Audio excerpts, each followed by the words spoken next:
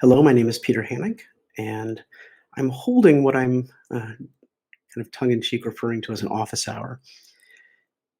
I'm recording this because I have a student of mine, a former student of mine, sent me a message on Facebook not too long ago. And he referenced Sam Harris's podcast. And he said, I really should listen to it.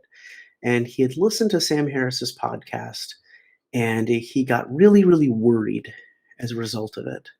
Really worried specifically about the direction the country is going, and really worried about the state of policing and the state of violence in the days, weeks, and now months since George Floyd was killed.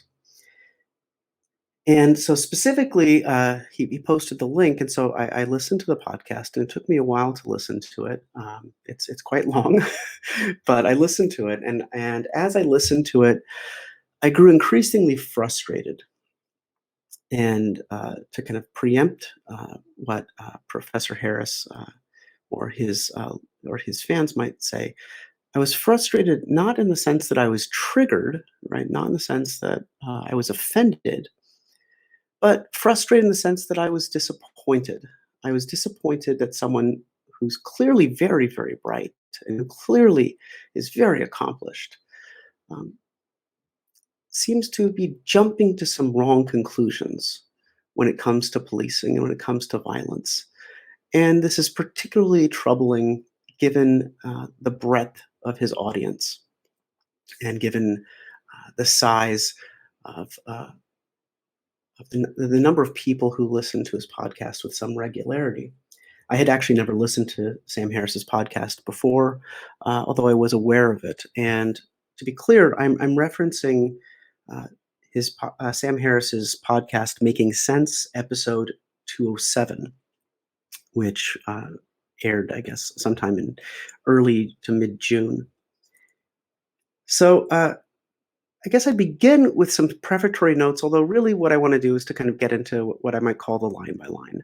I was a debater for many years in high school and college, and did moot court when I was in law school. I'm a lawyer by training. I'm a professor. I'm used to conversations. I'm used to arguments. I'm used to these kinds of kind of point by point argument analysis, and so that's kind of my bread and butter, and that's where I really want to get into it.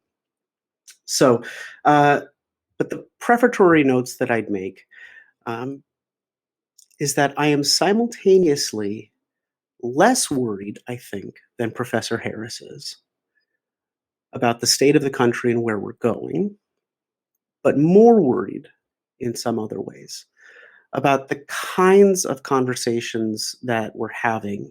And if these are the kinds of conversations that Professor Harris wants to have, uh, then I think that they're misguided and I think they're troubling.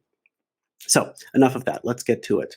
Uh, I'm going to give time references, time code references. So if you are listening at home and want to follow along, you can. To be very clear, I am not expecting Professor Harris to ever listen to this, or too many people. Really, uh, you can think of this really as having an audience of one, and that would be my former student who contacted me and wanted to know what I thought. So this is really for him, and that's why I'm kind of jokingly referring to this as an office hour.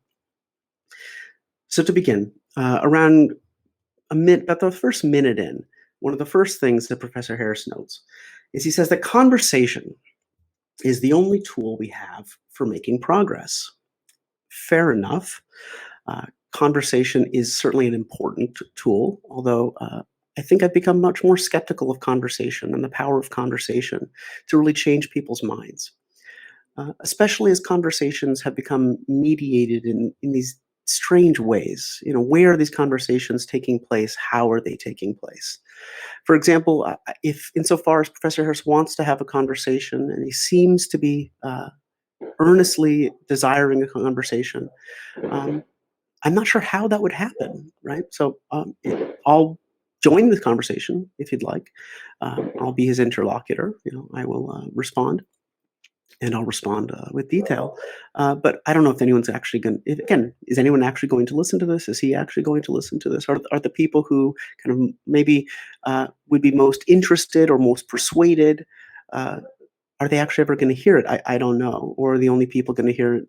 This is the concern we all have with our social media echo chambers. Are the only people who will ever hear this the people who already agree with me? And therefore, what's the point of this conversation? But Professor Harris seems earnest in his desire to have a conversation, so fair enough. Uh, Again, about the first minute in, Professor Harris notes that it's fairly disorienting out there regarding social media, and social media certainly can be disorienting, as I was describing. I certainly am frustrated sometimes at the thought that, are we being limited in whose perspectives we're encountering? And then I guess I would share the same kind of concerns Professor Harris has regarding echo chambers, at the same time, and the magnification of discourse and the kind of intensification of discourse and everything moving to the extremes. And uh, do we have any common ground left to to meet? Uh, Professor Harris makes the claim that all information has been weaponized and all communication has become performative. Uh, so I'm not a communications I am not a communications expert.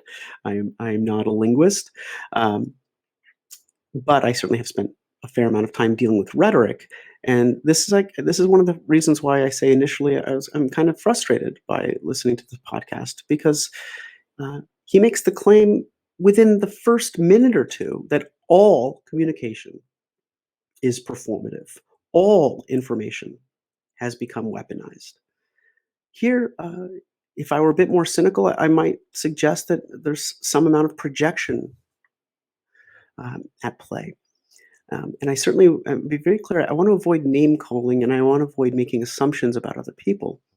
And I want to very carefully avoid what Professor Harris calls out, rightfully so, as bad faith, as arguing in bad faith. I think there's a real serious problem of people arguing in bad faith, and that kind of defeats the purpose of any kind of conversation. Sartre talked about this. Jean-Paul Sartre talked about this with the problem of trying to argue with an anti-Semite, specifically referring to arguments that you might have with Nazis and fascists. The fact that all arguments are bad faith and everything gets reduced to kind of noise. Um, and certainly, if that's where we are, then that's a real problem, and that's one of the reasons why maybe it certainly is not a good idea to get into an argument with a fascist or get into an argument with a Nazi because they're not performing in good faith. They're not arguing in good faith. Therefore, any kind of communication you're going to have is probably going to be a waste of time. But at the same time, does that mean that all information has become weaponized? That's very troubling to me. It's very troubling to me, I think, especially as a professor, especially as a social scientist, especially as someone who conducts research and attempts to understand the world, makes observations, creates experiments, creates research designs, asks questions, performs literature reviews, does the whole scientific method that you talked about in junior high. Well, gosh, we actually do that. And we actually really do try to make sure that the information that we're producing, the knowledge that we're producing, um, well, maybe if it's not capital T true, at least uh, is not serving an agenda but rather is our best approximation, our best understanding of what the world looks like, our best understanding of how the world seems to be working, our best answers to those research questions that we ask. And then we're upfront and transparent about the limitations of our data and the limitations of our designs so that people can see what we're doing and question what we're doing. And so that way people don't have to wonder where did these numbers come from and how are they being interpreted. They can see it. We say it. We lay all of our cards on the table and say, this is what we think and this is why we think it. This is how we came to these conclusions. We have a whole peer review process where after a scientist produces knowledge, produces information, other scientists come and evaluate it and ask, well, did you use the right methods? Have you read the right uh, past research? Do you fully understand the context of the question that you're asking? And this, I think, more than anything else, is one of the things that troubles me about Professor Harris's um, uh, 2-hour long, as he calls it, exhortation, is that he is clearly very bright. He is clearly very accomplished. And gosh, if I were entering into any of the realms in which he is an expert, I would be humbled. I have no ground to talk about philosophy or neuroscience or any of the other fields and realms in which he has spent so much of his life studying and so much of his life trying to understand the kinds of questions that those disciplines ask. But I do know something about crime, and I do know something about the law, and I do know something about the police. And this is why I'm frustrated, because the kinds of uh, jumps that occur in some of his reasoning and some of his arguments, and the kinds of facts that he appeals to are often presented outside of the context in which they were created or the context in which they emerge, uh, not paying attention to the research, the decades often of research that has preceded them. And so it's the kind of the curse of the autodidact, right? The autodidact can be very, very bright. You can be very, very smart. You can be very, very clever. But the autodidact only knows what they've read. They don't know what they haven't read. They don't have a teacher who can say, well, yes, it's very important that you found X, Y, and Z, but you haven't bothered to look at A through W, right? You have to look at the broader context in which facts emerge, the broader context in which questions are asked. This is the whole point of engaging uh, in academic disciplines. This is the whole point. This is why, you know, suckers like me spend years in graduate school getting PhDs. Is that we hope, at least, by immersing ourselves in the reading and immersing ourselves in the literature, that we emerge not necessarily knowing everything, certainly not knowing everything, but at least knowing the things that we don't know, knowing the areas in which we feel we might be reasonably proficient, and knowing the areas in which we know we need to read more and know we need to learn more. And the autodidact almost never has that. And so I know it might sound funny for me to say that Professor Harris is an autodidact because he's certainly so accomplished. But when you operate outside of the realm of your expertise, you're almost by definition an autodidact. Unless someone is instructing you, unless someone is giving you a context, then you only know what you've read and you don't know what you haven't read. You don't know what else might be out there. You don't know what other questions might be more important or just as important to be asking.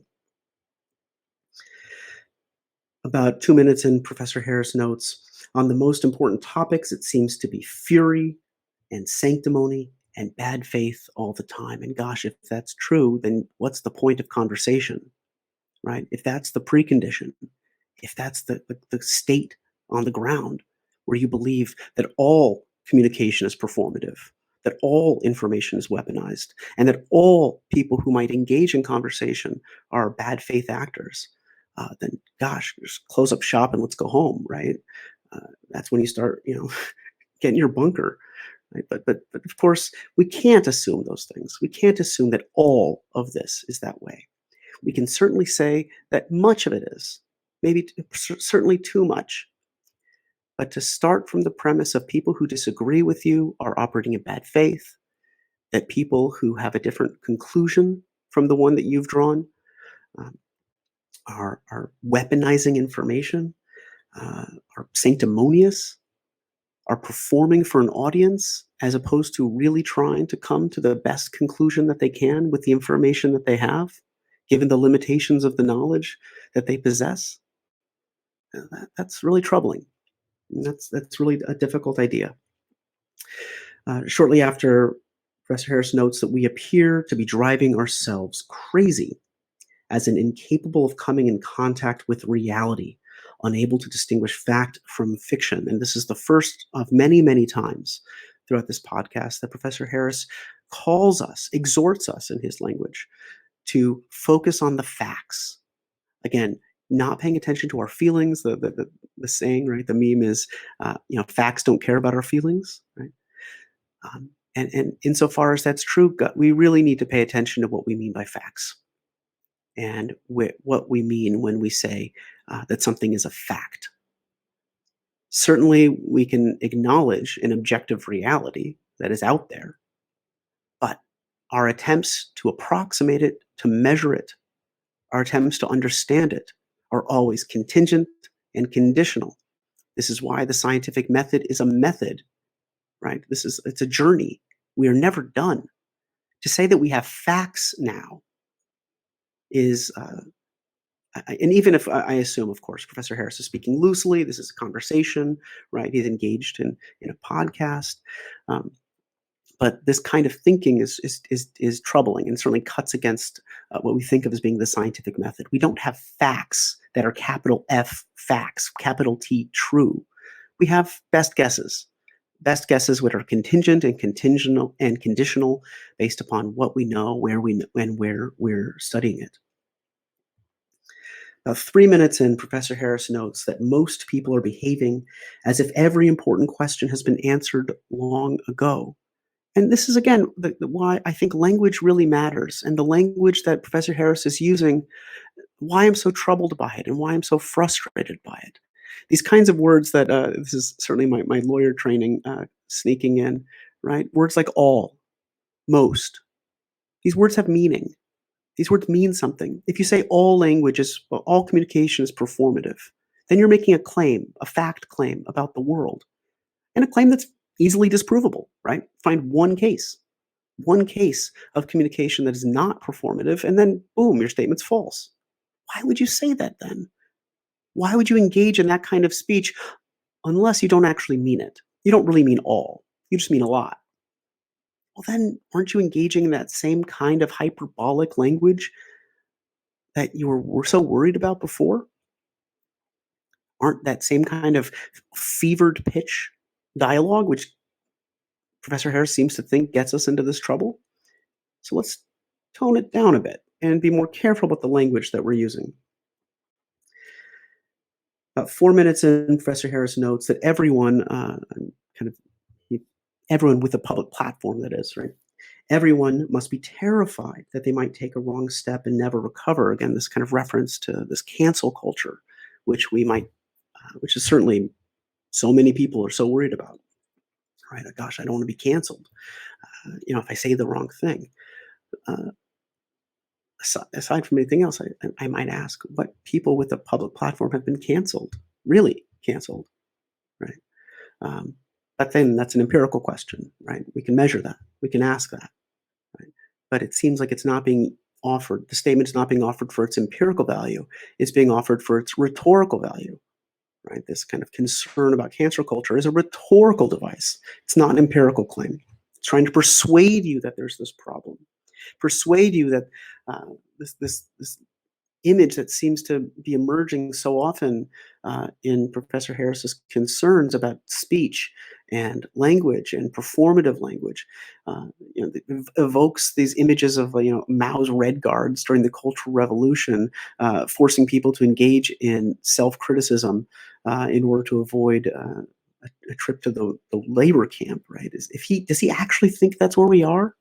Does he actually think that you know crowds of 20 somethings are stringing up anyone who says the wrong thing? Uh, and the evidence that belies that is all around us, right? People continue to say controversial things, right? As Professor Harris seems to be so worried about the president of the United States is still the president after saying all the things that he says. So is this really something that's happening, or is this rhetoric? Is this rhetoric? 4 minutes in, Professor Harris notes that all we have between us and the total breakdown of civilization is a series of successful conversations, as if civilization is dependent upon conversation, as if civilization is dependent upon persuasion. I mean, history shows us that that is false. Civilizations have risen and fallen, led by tyrants, and certainly maybe that's not, and clearly that's not the option that we want. But this idea that civilization is the result of some sort of consensus that's reached through persuasion and mutual conversation and dialogue is just ahistorical. And that's certainly not the case. And it's also certainly not the case that we always need to be able to talk people out of the views that we disagree with them about, right? Witness the Civil War, right? How did slavery end in this country? It wasn't a series of successful conversations. It was a war. How did segregation end in the United States? It was not a series of successful conversations. It was a Supreme Court case that had to be enforced with armed troops. How did the Voting Rights Act pass? It wasn't a series of successful conversations. It was a lot of Lyndon Johnson's famed, lapel pulling and weird deals when trading, water rights in the West for bargains in the North. I mean, it's all very complicated and contingent, but it has nothing to do with a series of successful conversations. It has to do with law. It has to do with power. And obviously, law and power can be wielded in ways that are dangerous, that are harmful, that are disastrous. But law and power can also be wielded in ways that create better societies. Johnson understood that he wasn't persuading his opponents. When he signed the Voting Rights Act into law, Johnson noted that the Democrats have lost the South for a generation. It wasn't a generation. It's been 2, 3 generations that the South has been lost to the Democrats because of the Voting Rights Act. It was not a series of successful conversations. Those conversations failed, yet nevertheless, the Voting Rights Act was signed into law. The things that when we talk about conversations, we don't resolve all conflicts are not resolved through everyone coming together and having this kind of high-minded, high-level debate. Sometimes things happen through the ballot box. Sometimes things happen through armed conflict.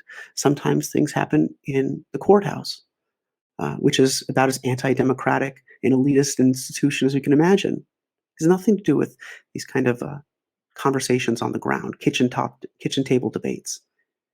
There's a bunch of unelected lawmakers in Washington writing law. Well, that's how change happens sometimes. Civilization is built upon many different foundations. It's not just conversations.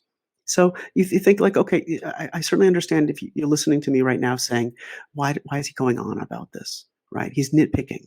Why is he nitpicking these details? Because these are the foundations of Professor Harris's argument. These are the fundamental premises upon which he builds his exhortation.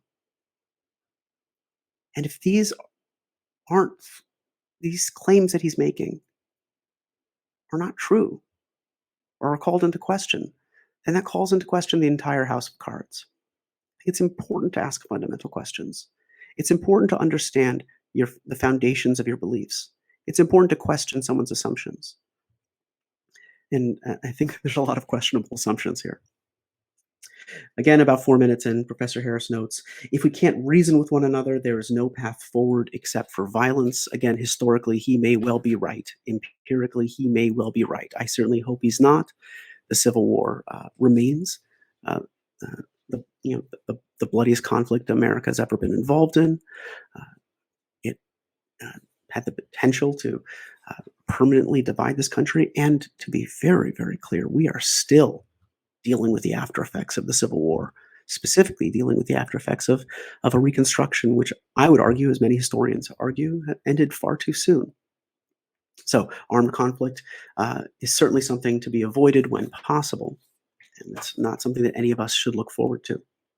5 minutes in, Professor Harris shifts his focus, shifts his conversation away from the rhetoric that he worries is dividing the country, the performative language he worries is dividing the country, to instead talking about the illness which is ravaging the country, which, at my perspective, writing now, speaking to you now, almost a month later, I certainly know more than Professor Harris knew when he recorded his comments. And I'm not going to hold that against him. Obviously, I have the benefit of weeks past. But Professor Harris noted that the virus doesn't care about economics or politics. It only cares that we keep breathing down each other's necks. And he concludes about a minute later, about 6 minutes in, whatever the merits of the protests around the death of George Floyd, what sometimes might be referred to, we haven't yet settled on a term, the Black Lives Matter protests. So, whatever the merits of a protest may be or will be, the opportunity costs of this moment are staggering. So, this question that we have of introducing this interesting concept from economics. I was once upon a time, I minored in economics and spent a long time talking about opportunity costs. And I'm going to take him at his at the definition that we tend to in economics we talk about the opportunity cost of things foregone, right? Of options foreclosed, of things you didn't do that you could have done otherwise. Um, I wonder, right? I wonder about what he feels we should have been doing during these protests. If we weren't protesting, if people weren't in the streets, if people weren't uh, calling, bringing attention to these issues, uh, would we be staying at home? Maybe, in which case, maybe that would be good, or would we have continued the path that had been ramping up before George Floyd was killed, of people protesting that they wanted to get haircuts and wanted to get ice cream, and we're tired of being at home. What is the future? What future options would it be out there? I mean, this is a question that Professor Harris is asking us that requires us to be clairvoyant or requires us to foretell the future. I mean, who knows? I don't know what those opportunities really would have been, what the world really would have looked like. We only know what the world does look like now, and what it does look like now is certainly we've had a lot of destruction and violence and tragic loss of life, as Professor Harris notes so eloquently. But we've also had meaningful conversations of the like of which I haven't heard in my life. I haven't heard in, I'm 41, right? I didn't hear these in the 90s when we were talking about affirmative action. I didn't hear these at all during the 80s, right? When the concern was crack babies and welfare queens. Uh, I didn't hear them during the 2000s when we were supposed to be living in this post-racial utopia that Professor Harris later exhorts us to yearn for. Um, these conversations didn't happen. That we haven't had these kinds of conversations about race, really, with the exception of the few weeks and months after the Rodney King riots, which again maybe calls attention to the purpose of riots, or at least no, maybe not the purpose in a teleological sense, right? The intended outcome, um, but the consequence often of riots, of what riots do, right? Especially these riots regarding race. What do they do? Well, they kind of focus attention. Um, Famously, during the '92 riots, Rodney King uh, observed that we're all stuck here a while. Right? In his famous "Can't We All Get Along" speech, he noted that we're all stuck here, and insofar as we're all stuck here, well, what happens when we're stuck? Well, we can have conversations, maybe, right? Would we be would we have those conversations if we were not stuck in this way? Would we be having these conversations if there were not protesters in the streets? Would we be having these conversations if buildings were not burning? Would we be having these conversations if peaceful protesters were not being tear gassed? Or would we be still talking about sharing, listicles about top 10 ways to deal with the quarantine? Right? I don't know. And neither does he. And neither do any of us. They're guesses. Who can foretell the future? About 7 minutes in, Professor Harris notes normal life was nothing like the paradise, was nothing like a paradise. No, for so many of us, specifically so for so many racial and ethnic minorities, specifically again, call things by their name, uh, for African Americans in the United States. Professor Harris underscores that there's no excuse for the kinds of inequality in the richest country on earth, and what we're seeing now is clearly a response to that, recognizing it, right? Fair enough. You know what's happening next. There's a but. This is rhetoric. This is persuasion. This is right. This is an attempt to get you to change your mind, as opposed to a calm and deliberate and dispassionate conversation about facts. What happens when you present a statement, a claim about the world, in a dependent clause, and follow with a but? Well, the emphasis is on the independent clause. The emphasis on what comes next, right? There are whole jokes about this, right? Like, you know, um, you know, uh, with all due respect, what's going to come next is I'm going to disagree with you, right? While you make many good points, what's going to come next? I disagree with you. It's a rhetorical device that he's doing, noting that yes, of course, inequality exists. Yes, of course, inequality is terrible. But let me tell you the real thing. The real thing is that the protests, the Black Lives Matter protests, the George Floyd protests, in Professor Harris's view, are a confused and confusing response. And worse, they're a response that is systematically silencing honest conversation. Oh gosh, that's an interesting claim. The kinds of honest conversations that Professor Harris is having on his podcast, the kinds of conversations that are happening on the news every day, the kinds of conversations that continue to happen in the halls of Congress. What conversations are being stifled here? What conversations are being limited here? We're continuing to debate what Black Lives Matter means. We're continuing to debate what the proper response to George Floyd's death should be. Where is the conversation stifled? These are conversations that are ongoing, unless they're not really conversations, in which case I don't know what they are, right? Which I guess goes back to Professor Harris's claim that it's all just performance, right? It's all just performative communication and weaponized information. But again, if you're so cynical about the potential for conversation, then why bother? Unless there's something else in mind. And the something else, which troubles me, is this all attempt to shift focus and all attempt to diffuse these protests and say, no, no, everything's generally fine. We can make some tweaks around the margins, but let's get back to where things used to be, which is a troubling claim and one that I want to revisit, obviously, later on when Professor Harris gets into his kind of policy solutions. At 8 minutes in, he refers to what's happening as a breakdown in epistemology. A breakdown with epistemology, and at 8 minutes, and just after that, he echoes, intentionally or unintentionally, I don't know, but he echoes Rodney King's claim that we're all stuck here with one another. Yeah, we're all stuck here, and we got to agree about basic facts. So we're going to have to ask what the heck facts mean. Just after that, Professor Harris notes that what's happening when a police officer or a mayor takes a knee in front of a crowd of young people who have been berating him as a cog in the machinery of systemic racism.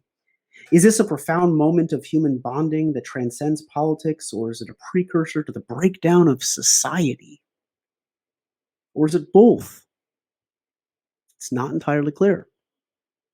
Well, we have three options here, right?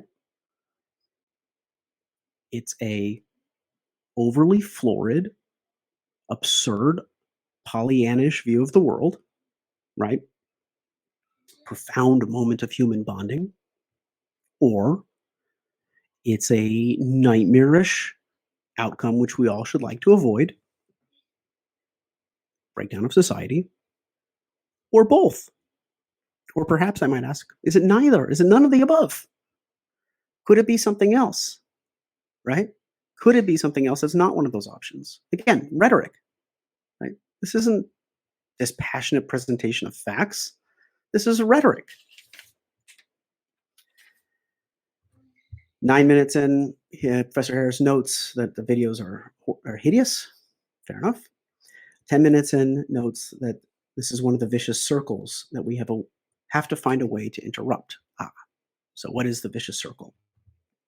10 minutes in, we're seeing endless video of police inflicting senseless violence on truly peaceful protesters. And yet, we've also seen video of police standing idly by while looters completely destroy businesses. What explains this? Is there a policy that led to this bizarre inversion of priorities? Are the police angry at the protesters for vilifying them and simultaneously trying to teach a lesson to the rest of society by letting crime and mayhem spread elsewhere in the city? Or is it just less risky to collide with peaceful protesters? Or is the whole spectacle itself a lie? How representative are the videos of which of what is actually going on? Is it A? Is it B?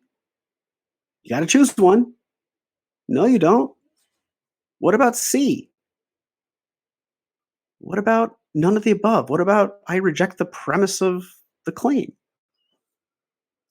Professor Harris seems to be confused about what's happening, where you have a police force that, on the one hand, is using aggressive, violent tactics against peaceful protesters, while on the other hand, failing to provide protection.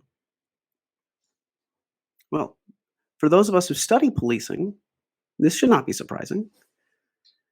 This is a fundamental pattern of American policing, specifically racialized American policing that dates back to the 1600s. You can see this in the slave patrols in the South, which were the precursors to the modern police forces, the first law enforcement agency in the United States. In Charleston, South Carolina, was a direct uh, descendant.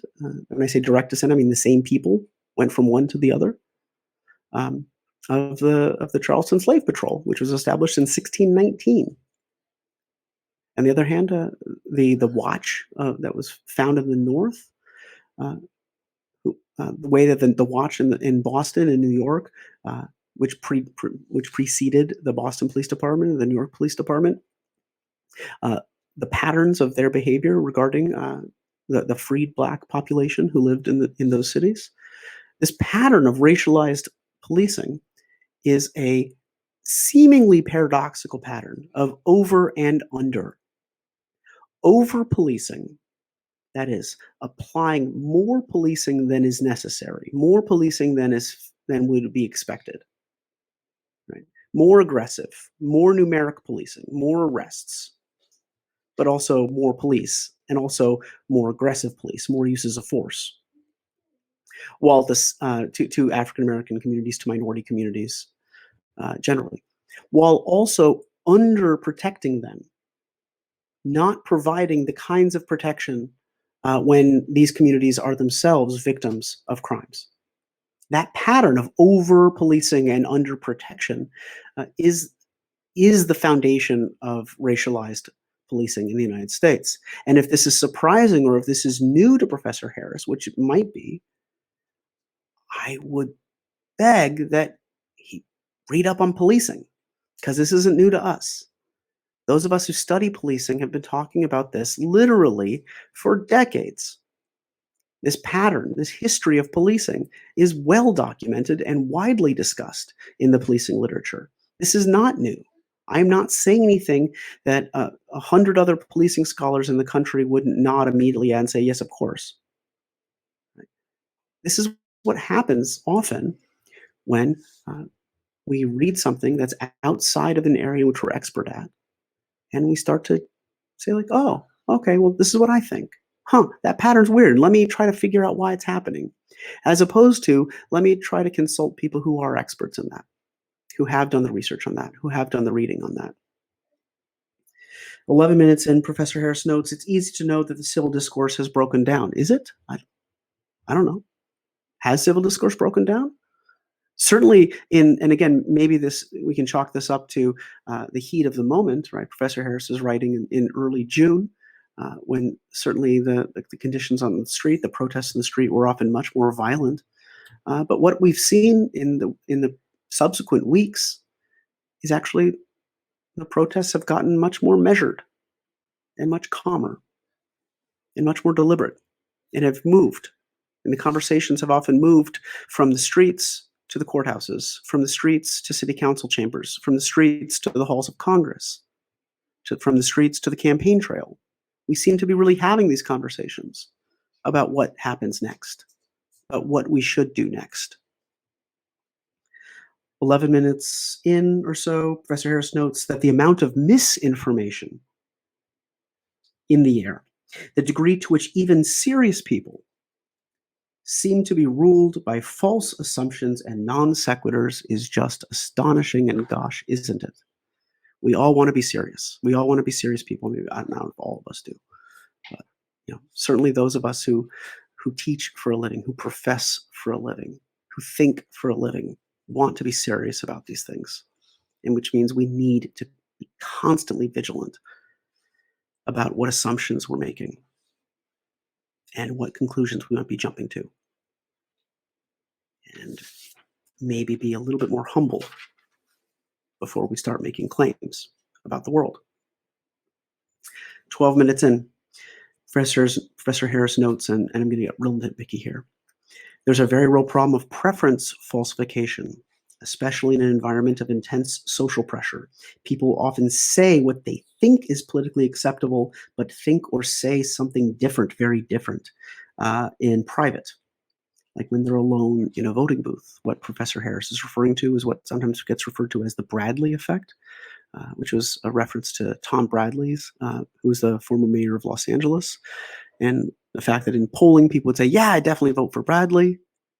And then when he ran for governor, he lost in a landslide. So what's happening, right? Where people say publicly one thing and privately something else.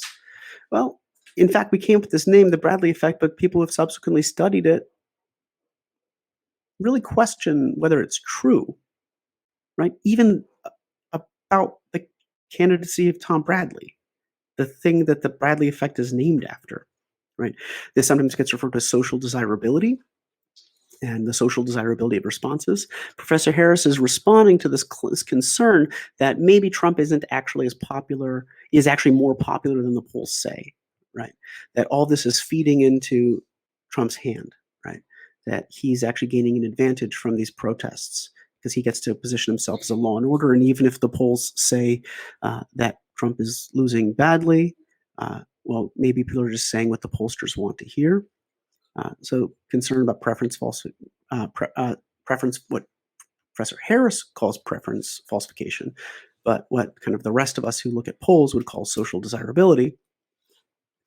Um, uh, there's no evidence that that's what's happening here. And how do we know that? Well, we know that because we look at the ways in which polls are administered, right? That certain polls are happening, over the phone, but also other polls are happening online. So there's concern about social desirability that, maybe someone would say what they think that the person on the other end of the phone wants to hear, right? I can't admit that I want to vote for Trump to the person on the other side of the phone. Well, if that were true, we would expect to see real differences in the polls of when they're conducted over the phone and the polls that are conducted online, right, where all you're doing is clicking a button. But what do we see? They're saying the same thing. There's no significant difference between the two, which means that doesn't seem to be happening here. About 15 minutes in, Professor Harris notes it's a battle between left-wing orthodoxy, which has grown more stifling by the minute, and civil unrest. So our only two options here are Mao's red brigades and chaos in the street. This is not calm, dispassionate discussion of facts. This is hyperbolic language and false choices. What are you doing? Stop it. You want to talk about facts? Get to that. And I really do, because that you say some interesting stuff there too that I want to talk about. Right? Professor Harris certainly gets into some things that he calls facts. 15 minutes in, to call a basic concern over law and order racist isn't going to work. What do we mean by racist? So I'm going to preface this now. I'm going to get into it in more detail later. But this idea of what is racism? And one of the first ways I might ask this is there a difference between micro level racism and macro level racism? And this is one of the ways in which the conversation about racism has changed in my lifetime. That when I was a kid, kind of in the 80s and 90s, people talking about racism was always being discussed as a micro level phenomenon, as uh, misguided, benighted, ignorant people who have bad, nasty ideas in their head about other people who might look a little different from them. Micro level, right? Micro level, we're just dealing with one racist at a time. There's a bit of what we might call an ecological fallacy going on here too, right? Because if you view the problem as a micro level problem, you're not paying attention to what kind of macro level dynamics are going on. And so much the way conversation about racism has changed, again, over the last 40 years, has been a real shift to this kind of macro level question about racism. What sometimes gets referred to as institutional racism or systemic racism. But it's this pattern that emerges at a higher level, at a group level, at a level that encompasses cities and states and countries, ways in which racist outcomes can be achieved. What Edward Bonilla Silva refers to as racism without racists, of how we can have racism, macro level phenomenon, macro level dynamics, without micro level mustache twirling, clan members, right? We don't need individual racists in order to have racism. And so to call a concern over law and order racist, to push back a little bit, is not necessarily to say that individual officers are racist, as in individual officers hold these explicitly, explicitly held racist, prejudiced, micro level, individual level beliefs. Rather, you might question to what degree law and order, the way that we've talked about it, right, as a phenomenon, might itself be racist. And to do this, we might, again, dive into the policing literature. Specifically, I think this phrase law and order is really telling, right? Law and order, the way that law and order first gets referenced in the kind of political dialogue in a meaningful way is Richard Nixon's claim that freedom from safety is the first civil right, and we need to return to law and order for the silent majority of the country who is sick of the chaos and wants to return to stability and law and order. And then, of course, what Nixon produces is the war on drugs and the war on crime. And specifically the war on drugs, which again, Professor Harris very clearly states that he finds to be absurd and he finds to be misguided. And with that, I wholeheartedly agree with him. The war on drugs, which Nixon, which in many ways first kicked off this law and order emphasis in the 70s, in the late 60s and 70s. It's been well established that so much of the war on drugs was premised on this idea of like, okay, well, Nixon knew he couldn't specifically go after the anti-war left for being anti-war left, and he couldn't go after the Black Panthers and civil rights activists just because they were Black. And so the war on drugs was created in this way that emphasized the concerns over heroin, which at the time was associated with the Black community, and marijuana, which at the time was associated with the anti-war left. And so maybe he couldn't go after the hippies and the Blacks, but he can go after marijuana and opium and achieve the same effects. And in this way, again, those of you who have been following along at home, none of this should be new to you. This is well established in the policing literature and the history on the war on drugs, in the history on the war on crime. But this appeal to law and order, this appeal to we need to get back to where things made sense, were stable. I mean, we see this reaching its apotheosis in the 1980s with Wilson and Kelling's broken windows theory, which achieved its highest form in New York City under Bill Bratton, under Giuliani and Bloomberg, under Ray Kelly, and stop and frisks, which were at their peak, 700,000 people a year were being stopped. During Bloomberg's short-lived presidential campaign, clips emerged of him a few years ago now, so 2014 or 2015, talking about stop and frisk, saying, yeah, we knew what the solution to crime was. We just got to take a bunch of young Black and brown kids and throw them up against the wall and pat them down. This order maintenance policing, which broken windows theory is the most well-known version of, this appeal to order and stability, has and continues to have a deeply racialized component, right? Law and order is not race neutral. So when you say it's not going to wash, I mean, history says otherwise, right? The history of law and order policing is deeply problematic when it comes to race. And so it is perfectly appropriate to be having these conversations. And if you don't think it's appropriate to be having these conversations, again, my exhortation would be do the reading. 16 minutes in, Professor Harris notes, now we have doctors and public health officials and news anchors by the thousands signing open letters, making public statements, saying it's fine to stand shoulder to shoulder with others in the largest protests our nation has ever seen. Really? The largest? The degree to which this has undermined confidence in public health messaging is hard to exaggerate or quantify, right? Measure it. Really? Has it undermined public health messaging? That's an empirical claim. Whatever your politics, this has just been a mortifying piece of hypocrisy, especially so since the pandemic has been hitting the African American community hardest of all. How many people will die because of these protests? It's a totally rational question to ask, but the question itself is taboo. No, it's not. It's been extensively studied. Now, again, I have the benefit that Professor Harris did not have of time. But what we've seen in the intervening weeks is that this very question about are the protests leading to what epidemiologists call excess death? Are the protests leading to these outbreaks of coronavirus? The answer is no. But regardless, even if the answer were yes, the question isn't taboo. The question is on the mind of every epidemiologist in the country.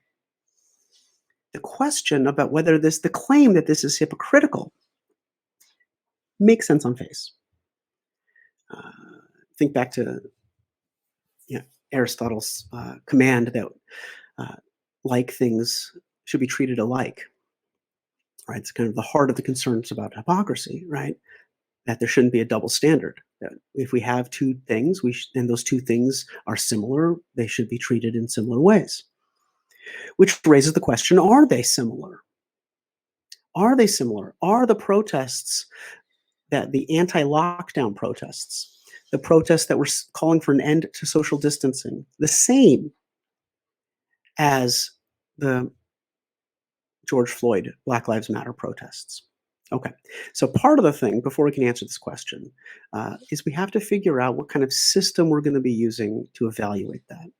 And ultimately, when it comes to whether this question of whether they're a good idea or whether they're worth it, whether they're right? So are they right?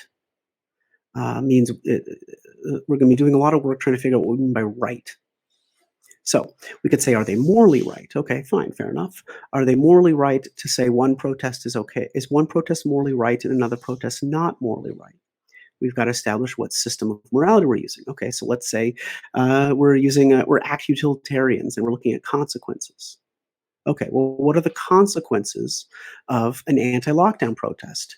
And the consequences would be what did happen in Orange County, California, the neighboring county just to myself. What happened? What happened is you had public health officials receiving death threats and resigning. You had the lockdown procedures, you had the quarantines, you had the social distancing, you had the mask requirements being lifted, you had stores being opened up, you had bars, restaurants being opened up. And if you want to know what has happened, what has led to deaths in the past few weeks, that's the thing. Right? This question has been asked extensively, and no one has found a pattern that associates cities that had large protests with large outbreaks. Where we do see the large outbreaks have been where the social distancing requirements were lifted too early, where the mask requirements were lifted too early, largely. I don't know, it's an empirical question, but certainly largely following these anti-lockdown protests. And the kind of and the questions about that. So the first, and on the other hand, when epidemiologists have asked this basic question, which is certainly an important one, of why have the George Floyd protests not resulted in more deaths? The answer that they seem to be coming to when they ask this not taboo question is that the George Floyd protesters are wearing masks. The lockdown protesters, what they were calling for was an end to masks. What they were calling for was the creation of a world where death was more likely because the disease could spread more easily. They were calling for an end to the things which might limit death. Whereas the George Floyd protesters were discussing something else, unrelated to coronavirus. But they were doing so in a manner, in a way that limited the potential for death, by limiting the potential for the spread of the disease. And again, I have the benefit of hindsight in a way that Professor Harris did not. So I certainly do not fault him for that. But that's not that's not an unimportant difference, right? Okay, so let's say we're not utilitarians. Let's say we're deontologists, right? So let's look at the act. Look at the act itself. We can't look at the act itself. It's meaningless to look at the act itself separate from the intent behind the act of what was done. Right? You have to look at what was intended. You have to look at the intent, what was the foreseen logical and likely outcome, right? If you want to, play Kant's categorical imperative and create the maxim by which we might universalize an action of saying, when is a protest during COVID okay? Well, you got to look at the intent, not just the act. And the intent might look something like when the protest is conducted in a manner, as the George Floyd protests were, with an attempt to limit the spread. Maybe you're going to say it's okay. When when a certain risk was introduced for what we might call a greater good, right? Uh, you think about, when we say risks, we recognize that all risks are relative.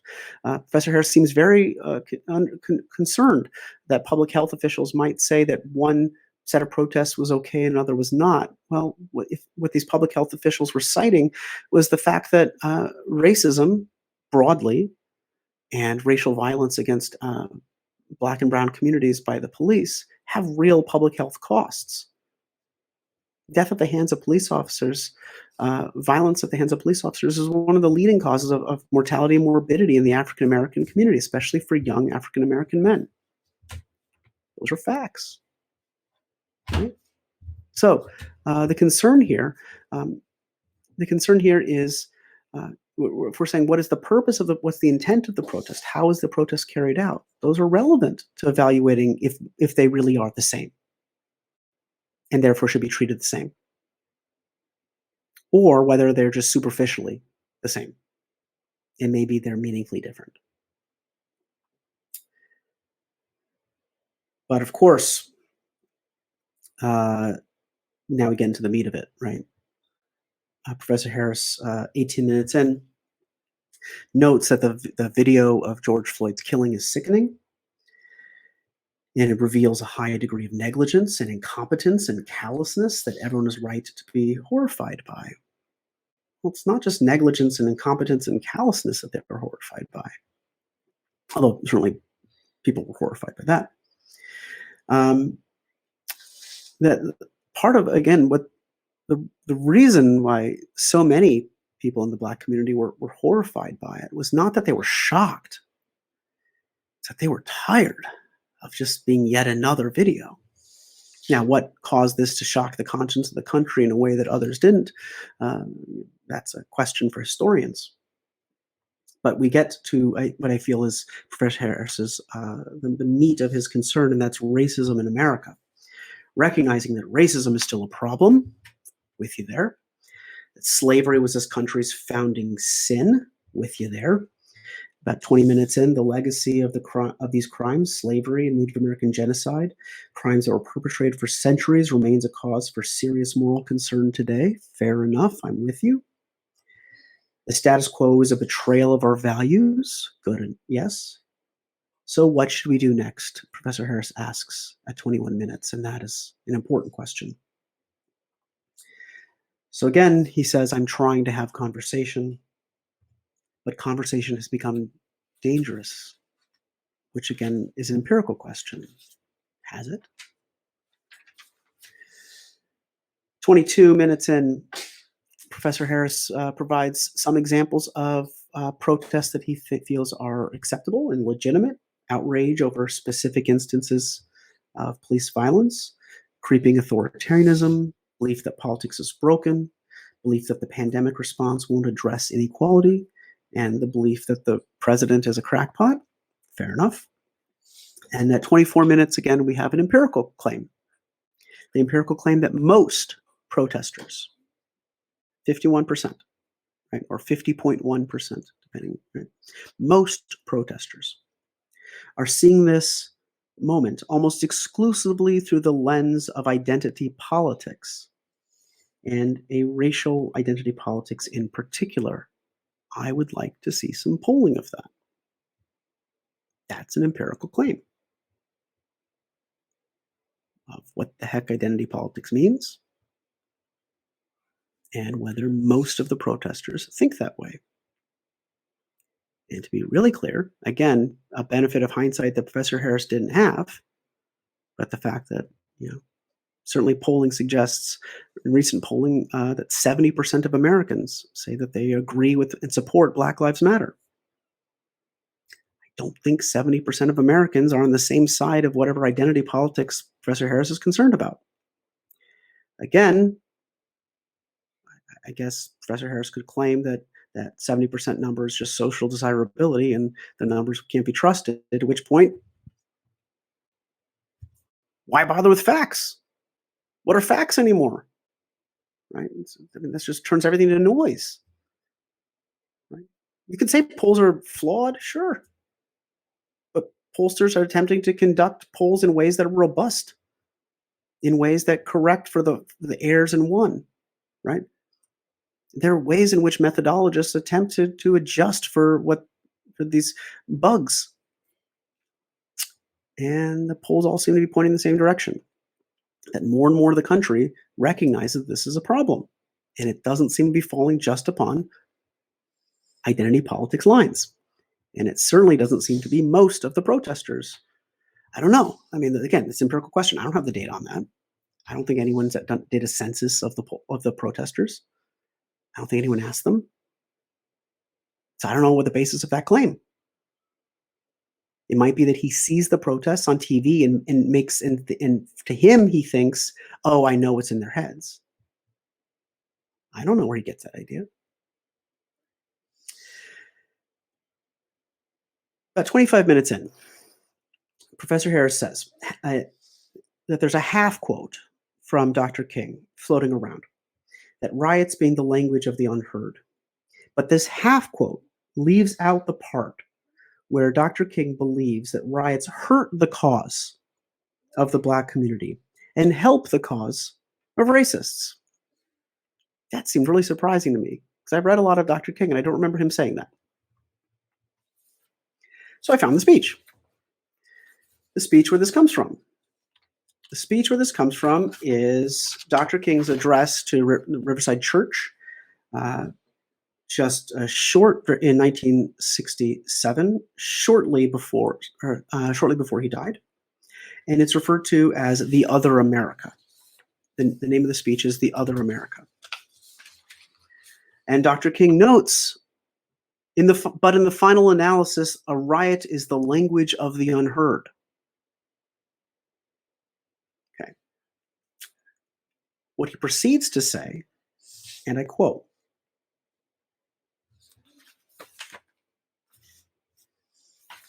is that large segments of white society are more concerned about tranquility and the status quo than about justice, equality, and humanity. And as long as America postpones justice, we stand in a position of having these recurrences of violence and riots over and over again.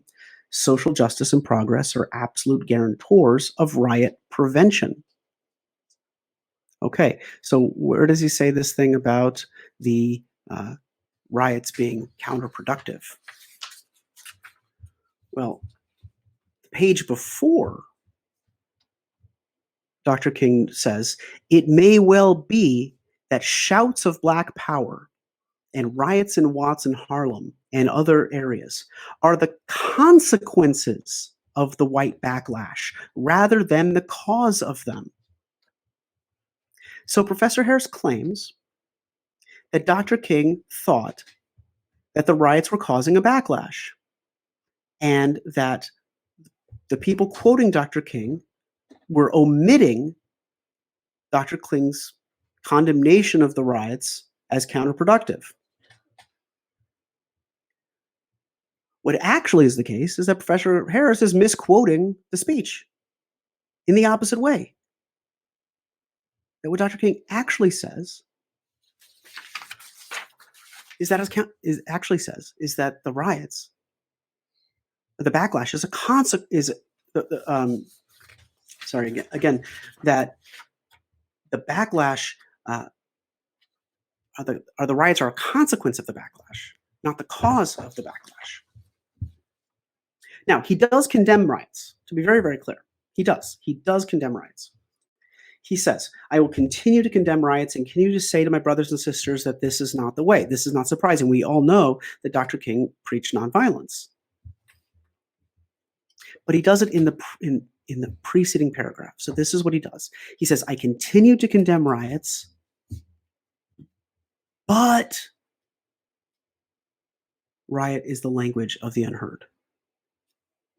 Dependent clause, but independent clause. What's the thing you're trying to emphasize? Riot is the language of the unheard.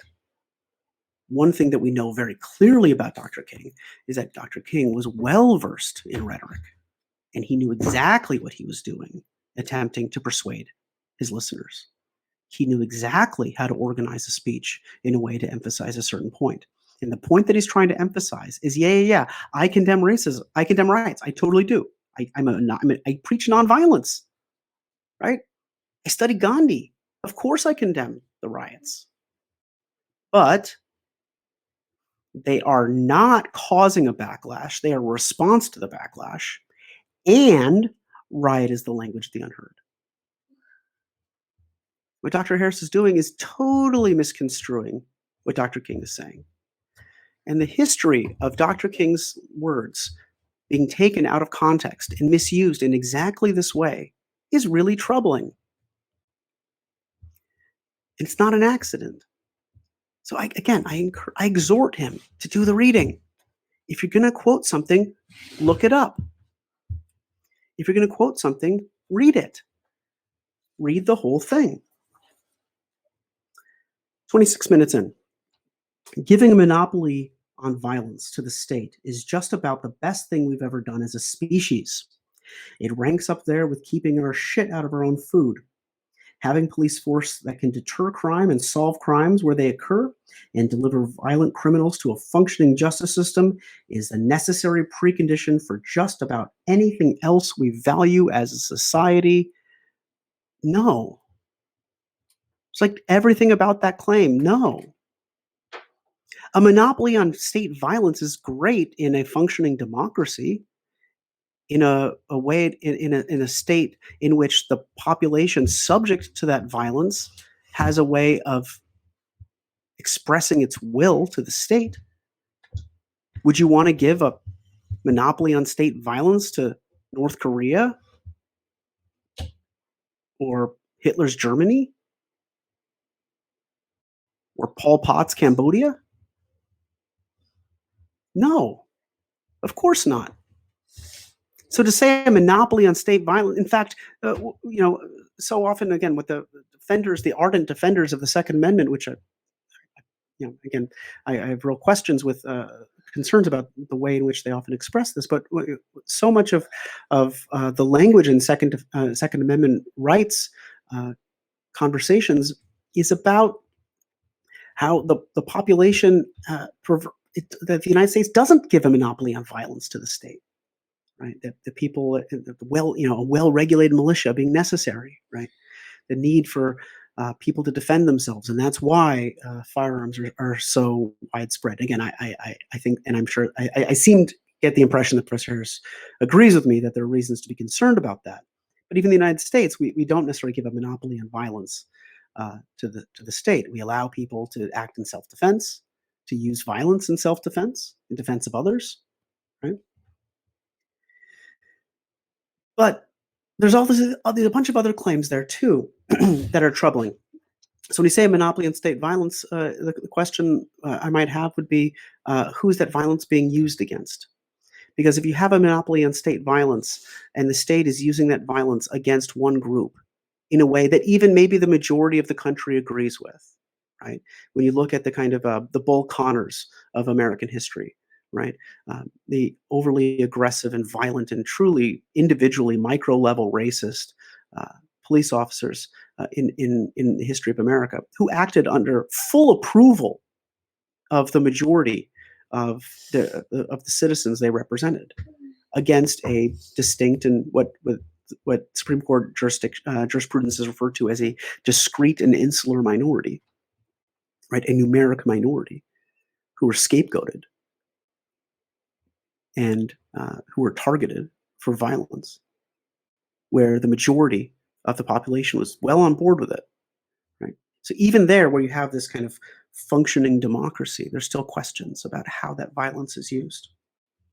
But there's also empirical claims here about whether a police force can actually deter crime. There's great debate. One of the greatest debates that occurs in criminology is whether crime is deterrable at all, of whether deterrence theory, the belief that punishment actually deters crime and gets people to not commit crime. That is hotly debated. There's general acceptance that certain types of crimes might be deterrable, but there's very little evidence, for example, that violent crime is deterrable, and that punishment, even increasing the severity and swiftness and certainty of those punishments, has any effect on the crime rates. Policing scholars as far back as Herman Goldstein in the 70s noted with great kind of sadness uh, and pessimism that there was very little the police actually can do to address the crime rate. That the crime rate in the United States uh, seems to be driven largely by factors completely outside of the control of the police. That the police do not prevent crime, the police respond to crime, and that their response to crime has very little effect on deterring future crime. That what drives crime in the United States are factors that are micro level factors related to the individual, and there's a whole host of theories that have emerged over the last 100 years about what things drive crime and produce crime. Micro level theories about individuals' traits, about their biologies, about their upbringings, um, about their peer networks. Macro level theories about people's neighborhoods, about people's countries, about the structures of the societies that they live in. Notice none of those theories, which criminologists, people who have devoted their lives to studying crime and trying to understand crime, none of them talk about the police. This claim that a police force with a monopoly on force deters crime is one that very few criminologists would say, oh, yeah, sure. Some criminologists would say, oh, maybe, depends. What do you mean by that? But I don't know any criminologist who's going to say, yeah, sure, of course, that makes sense. That the police can solve crimes. The clearance rate uh, for crime is tragically low in the United States. So this belief that the police spend their time solving crimes. The clearance rate for homicide in the United States is the highest. It's 70%, which means 30% of homicides go unsolved. For other violent crimes, it's about 50%. About half of other violent crimes go unsolved. For property crimes, it's about 20%. 80% of property crimes go unsolved. These numbers obviously vary from year by year, state by state. The clearance rate is tragically low. The police do not solve the majority of crime. They do not deter crime. So what do? They respond to crime, and they do something. I mean, they very clearly respond to crime. That's something that they do. The belief that we have a functioning justice system is a claim that anyone who has worked in that justice system would throw up their hands over. I have always tell my students very clearly, I am a non-practicing lawyer. I do not practice law anymore, but I have spent a lot of time in courtrooms. And I don't know anyone who spends time in courtrooms who would say that our criminal justice system functions. The vast, vast, vast majority of all criminal cases are decided by plea bargain, not by trials. We have a system that churns out decisions like an assembly line. And you can say that it's doing something, but the claim that it's functioning uh, is not one that seems to match reality. About 27 minutes in, the idea that any serious person thinks that we can do without the police, or that less trained or less vetted cops will magically be better than more trained or more vetted ones. Right? Like, I'm not sure what he's talking about here. I really don't. I tried listening to this again and again and again.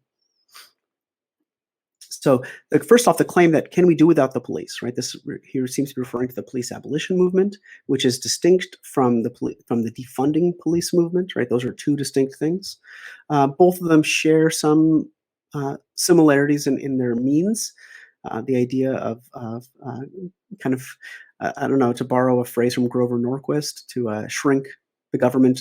His belief was we can cut taxes to the point where we can shrink the government where it can be drowned in the bathtub.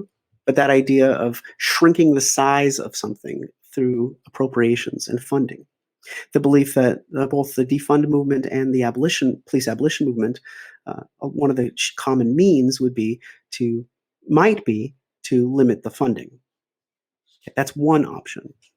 But another option would be to find things that police do and ask, might other agencies, other actors be able to perform those duties better? And if you look, and this has been studied extensively, depending on where you look, from 50 to 90% of all calls that police respond to, all things that police do during their day, are what are referred to as non-criminal service-related activities, which seems to suggest that 50 to 90%, depending on where you are, of the kinds of things that police do are situations in which there is no reasonable, foreseeable, likely chance that force will be used. It's usually complaints or issues that individual citizens have where they're asking for help.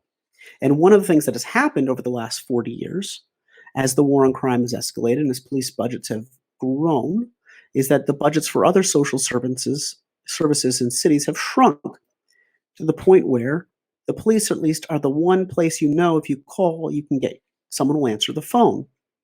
So police find themselves, and again, it's like, spend some time with police officers and ask them what they think about these calls for service. They're bored by them. They yawn at them. This is not what they signed up for. Forget about, even before we get to these questions that Professor Harris is concerned about idealism and what police feel that they're doing.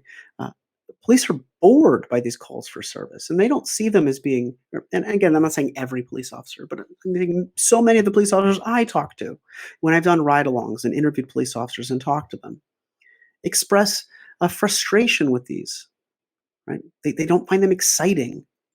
And the fact that so much of their day is taken up by these calls for service in situations in which there are very few opportunities uh, to use your gun or throw on the siren or go fast or do any of that, right? The fact that the vast majority of police officers have never drawn their gun, right? Most of what police officers do is call for service related, and so many of those could be performed by other agencies, agencies that are not heavily armed, heavily trained, heavily equipped. As far as how this relates to funding, I think it's interesting an example that's come up a lot is Camden, New Jersey. And in Camden, New Jersey, famously, they abolished the city police department and they created a new county level police department. And what happened? Uh, One is they hired a bunch of what they call community ambassadors who are non-sworn, right? Who are not officers, right? They're not. They don't carry weapons. They are plain clothes, right? They're ambassadors who go on these calls for service. Um, but what they also found was that they actually hired more police officers and they increased the budget. So these two things are not pointing in the direction necessarily that people assume they are. You can have more of the calls that police respond to being handled by non-police actors without necessarily shrinking the size of the police budget or shrinking the number of officers. So to lump all calls for police reform into the same bucket and to paint them with the same brush uh, is covering up a lot of differences and a lot of nuance, a lot of the kind of nuance that presumably Professor Harris is really interested in having. 29 minutes. This is how close the Democratic Party is to sounding completely insane. Calm and deliberate conversations about facts. 30 minutes in. Fear is a symptom of white privilege. Uh, so think about what's going on with fear, right? So he says that fear is is a symptom of white privilege. He presents that statement, that claim, as if it's somehow absurd. And I think that a lot of folks who look at it would say, yeah, right? Look at the Amy Coopers of the world, right? Look at all the people who these the Karens of the world, right? In kind of the recent conversation, the recent discourse about this. The people who first response when they feel fear, or they feel discomfort, or they feel uncomfortable, is to call for heavily armed law enforcement, and that's the way they deal with it. That's their first response, is to immediately call for police to come and handle the situation for them. I don't know if it's white privilege, but all these people were white, but it certainly seems like privilege, right? It certainly seems like this idea of I'm going to call and they're going to be on my side. The assumption that I'm in the right and you're in the wrong because we're having a disagreement. And so I'm going to call the state, who has a monopoly on force, to enforce my side of the argument, is certainly a privileged position. Whether it has to be white privilege, I don't know, but it is certainly privileged. And to act as if that statement was absurd seems lazy. 31 minutes. No one wants to say or even think anything that makes anyone uncomfortable. No, we're constantly making people uncomfortable. We're constantly having these conversations. That's the whole purpose, is to be uncomfortable, right? In fact, I might offer that the protests, again, if we can separate them, and maybe we can't, and that's a conversation to have, but if we can separate the protests that have emerged in the days, weeks, and months after George Floyd's death, if we can separate those from those initial nights of violence, what we can see is that those protests are making people uncomfortable, and they're enforcing conversations that make people feel uncomfortable. And so this question about what things are being making people feel uncomfortable, I might again ask about the perspective there. Because there's lots of uncomfort going on, and there's lots of discomfort going on. So it's not as if these uncomfortable conversations aren't happening. But if this claim is that people are stifled, that people who are who want a return to the status quo, who support the police, are censoring themselves out of a desire not to make people feel uncomfortable. Again, that's an empirical question, and we can see if that's happening. But certainly there are uncomfortable conversations occurring. Certainly not anyone who has more wokeness points than they do. So you don't want to make anyone uncomfortable who has more wokeness points than you do. I mean, this is absurd. This is ridiculous. This is not dispassionate conversations about facts, about policy, about law, about consequences. Wokeness points?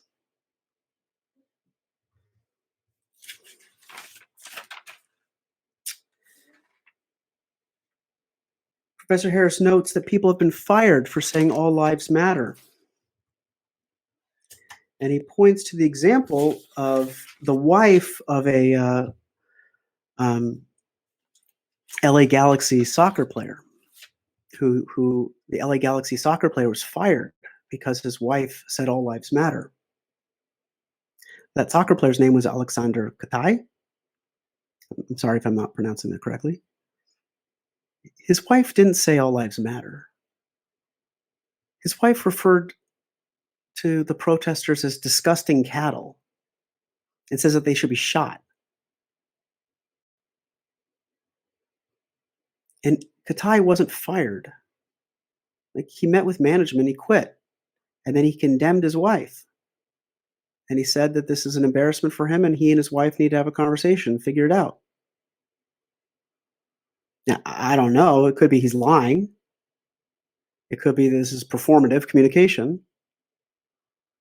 It could be that he was, this is his Maoist self criticism, that he was marched into the public square and forced to make a confession. But if we're not accepting people at their word, then we're engaged in ideological conversations that are, non-falsifiable claims. I don't know how else to evaluate that, right? That's ideological then. If we're saying, oh no, don't believe what he actually said because he didn't really mean it. Why? Because my theory about the reason why he said it and what's going on, as opposed to no, he was embarrassed because his wife said something horrible and he realized that it was embarrassing and he separated himself from the team. I don't know. Maybe something more is going on there, but it certainly wasn't. It wasn't. He wasn't fired because his wife said all lives matter. Facts. Do the reading. About 32 minutes in, Professor Harris claims that people are supporting this movement because it promises an expiation of their sins. Really? Are people doing that? Or are people doing it because they're upset and they're offended and they're mortified and they're horrified? Are they doing it because they're sick? Are they doing it because, they're tired of looking at their kids and having to explain why police are killing black people? I know I'm tired of that. I'm tired of my son asking me, like, why another black person was killed by the police. He said, I thought police were good guys. Yeah, I don't have that conversation.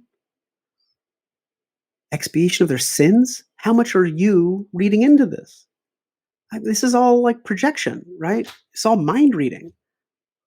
I don't know. If you want to make a claim about people's thoughts, find some way of measuring them. Do a poll, do a survey, interview them. Don't claim to read their minds. 33 minutes. The problem with the protests is that they are animated by confusion and misinformation. I mean, certainly many of them are. Many Americans seem to be animated by confusion and misinformation. What percentage of Americans believe the world is flat and the moon landing was faked? What percentage of Americans believe that a pizza parlor had a secret basement with a pedophile ring? I don't know. People believe all sorts of crazy things. So are there some protesters who are motivated by confusion or driven by confusion? Sure. Is that most? Is that all? 37 minutes. We've made progress on racism. Thanks, Obama. We have black police chiefs and black mayors. And guess what? Even when we have black police chiefs and black mayors and black presidents, we still seem to have the Freddie Grays and Michael Browns and Eric Garners of the world. Black people being killed by black men specifically, but black people being killed by police officers, which raises the question. And even in places that have black police chiefs and black mayors and in countries that have black presidents, are we really past this? Are we really past this?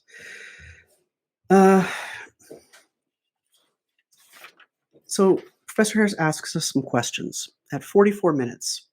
It's important. Get into the meat of it now, right? Professor Harris asks, does the killing of George Floyd prove that we have a problem with racism in the United States? Do these videos prove a problem of racism? Right? And he claims specifically in the last 25 years, violent crime has gone down, and so has police violence specifically. And he cites in 2019 that Los Angeles had a 30-year low for police shootings, um, and noting that there has been some increase in less lethal force.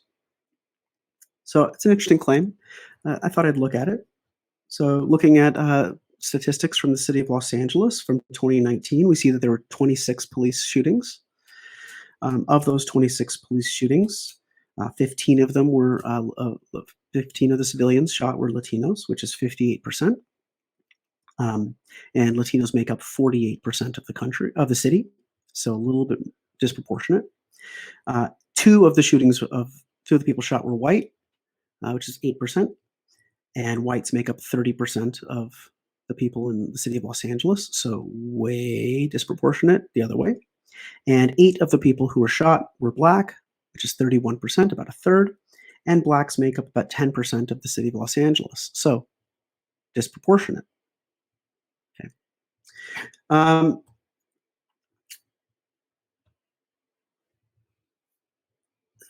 Professor Harris makes this really strong claim. He says that our capacity to be offended isn't something that anyone should respect. We should only care about the facts, and this kind of facts don't care about your feelings is a really common line. I think it's a really dangerous one.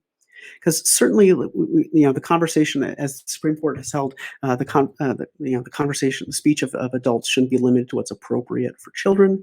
We all shouldn't be walking around worrying that the slightest thing that we say might bother someone because of some secret or deeply personal offense that they might take. Sure, you're right. But when we know, because we know that certain claims are deeply offensive, and we make them anyway, knowing how offensive they are, we're intentionally inflicting pain, or at least recklessly doing so. You make claims that the Holocaust didn't happen, and you say it at a synagogue. Facts don't care about your feelings. Or I'm just free speech. We have free speech, but that doesn't mean that we should be callous in our speech. But let's talk about those facts. So the question, and there is a deep kind of statistical question that's at the heart here, and we're going to spend kind of the rest of the time I think we have talking about that. And that is something that's referred to as the denominator problem. We have an outcome, a measure, right? So 8 blacks were killed in Los Angeles in 2019, were shot by the police in 2019. 8 out of 26, 31%. Whereas blacks make up 10% of the city of Los Angeles population. We might say, is that proportionate or is that disproportionate? That seems disproportionate, right? That's 3 times. They're killed at 3 times the rate of the population. But as Professor Harris notes, that assumes that the denominator should not be the population, right? And that's a real question. It's a real question, like compared to what, right? So 8, is that a lot compared to what? 31%, is that a lot compared to what? So what should the denominator be?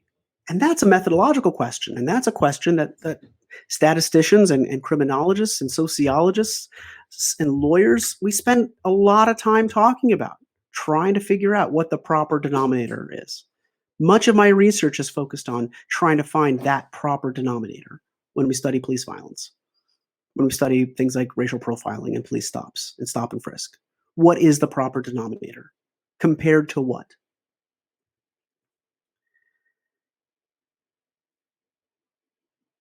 Professor Harris notes at 53 minutes that police have an almost impossible job. I will not disagree with him for a second. I agree.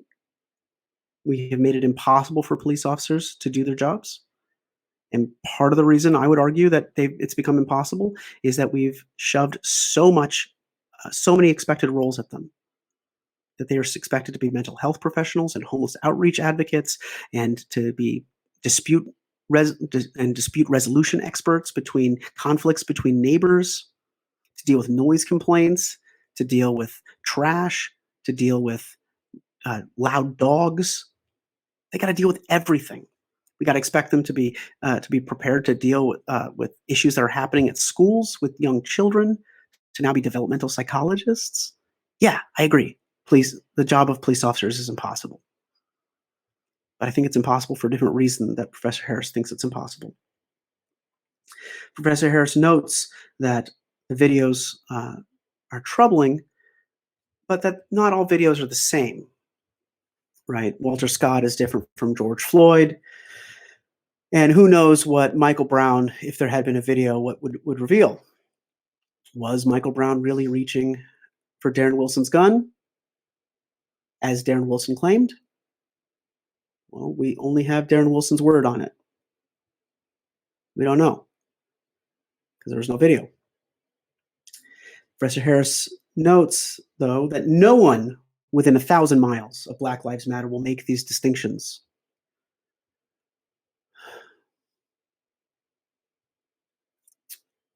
Rhetoric. What's the point of a claim like that? What's the point of a statement like that?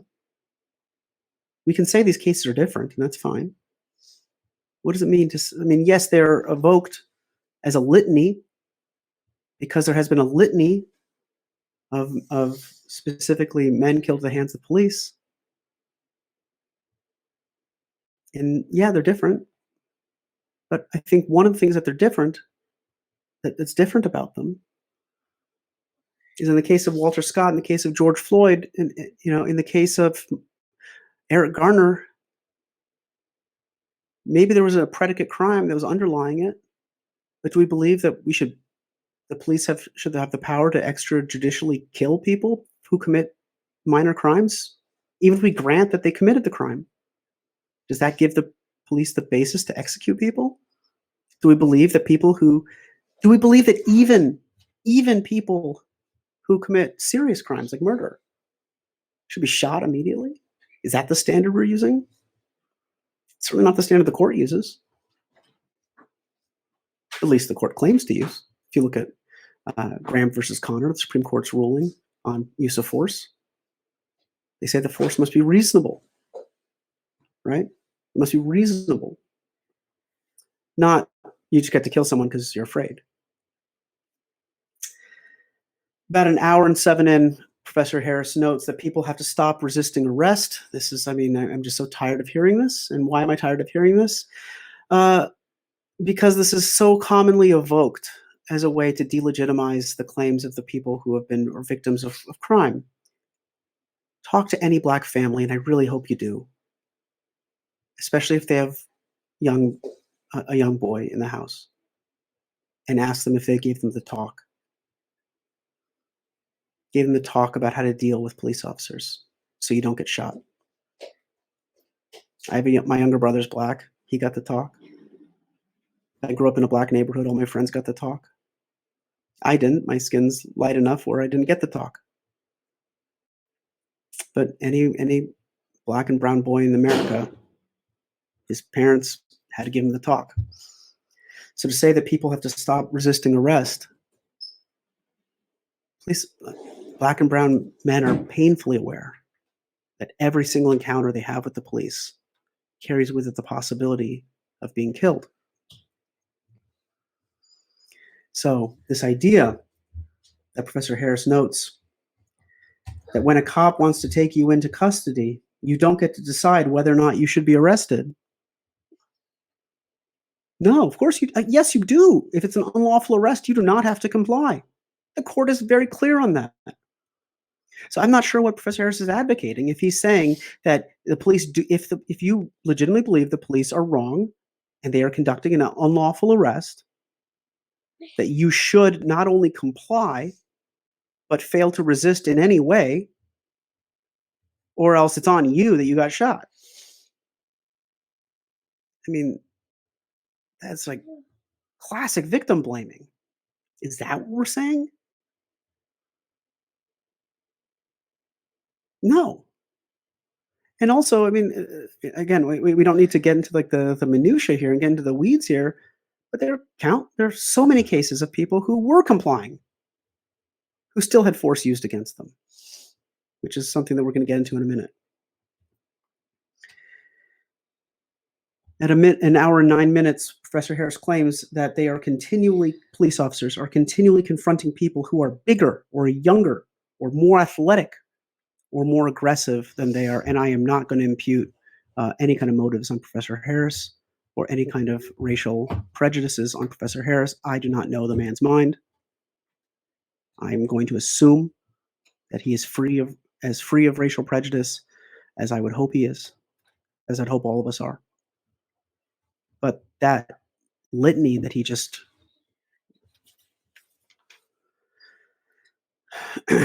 intoned about bigger, younger, athletic, aggressive, that is every typification about Black men historically in this country, and every reason given to justify the use of force against them. And it's one that's belied by facts, right? To be really clear here, right? The average age of the United States is 38. The average age of someone stopped by the police is 35. The average age of someone shot by the police is 34. Are they so much younger? The average age of a police officer is 39. Or, I mean, I guess a 33-year-old is younger than a 39-year-old, but is it so much so? I don't know. I mean, I don't know if is that much of a difference? Bigger, younger, faster, more athletic? I mean, it's really troubling here, the words that are being used. Words matter. And presumably, he's choosing his words carefully, which makes me concerned. An hour and 11. How could the fact that you are innocent, that you're not a threat to the cop, that you're about to suddenly attack him produce a weapon, that you're not about to suddenly attack him or produce a weapon of your own, how could those things be effectively communicated in the moment that he's attempting to arrest you by your resisting arrest? I don't know. Maybe the thought that you're going to be shot or killed or held down or pinned down or choked or handcuffed in a way that might hurt you or kill you, that might cause serious permanent injury. The belief that we should all comply, even in ways we should all accept that the force that's used against us, even if that force is unlawful, we should accept it willingly and comply. I mean, don't get me wrong, I am terrified of police officers. I'm not going to start a fight with a police officer, and I certainly don't encourage any of you to start a fight with a police officer. It's a terrible idea to start fights with police officers.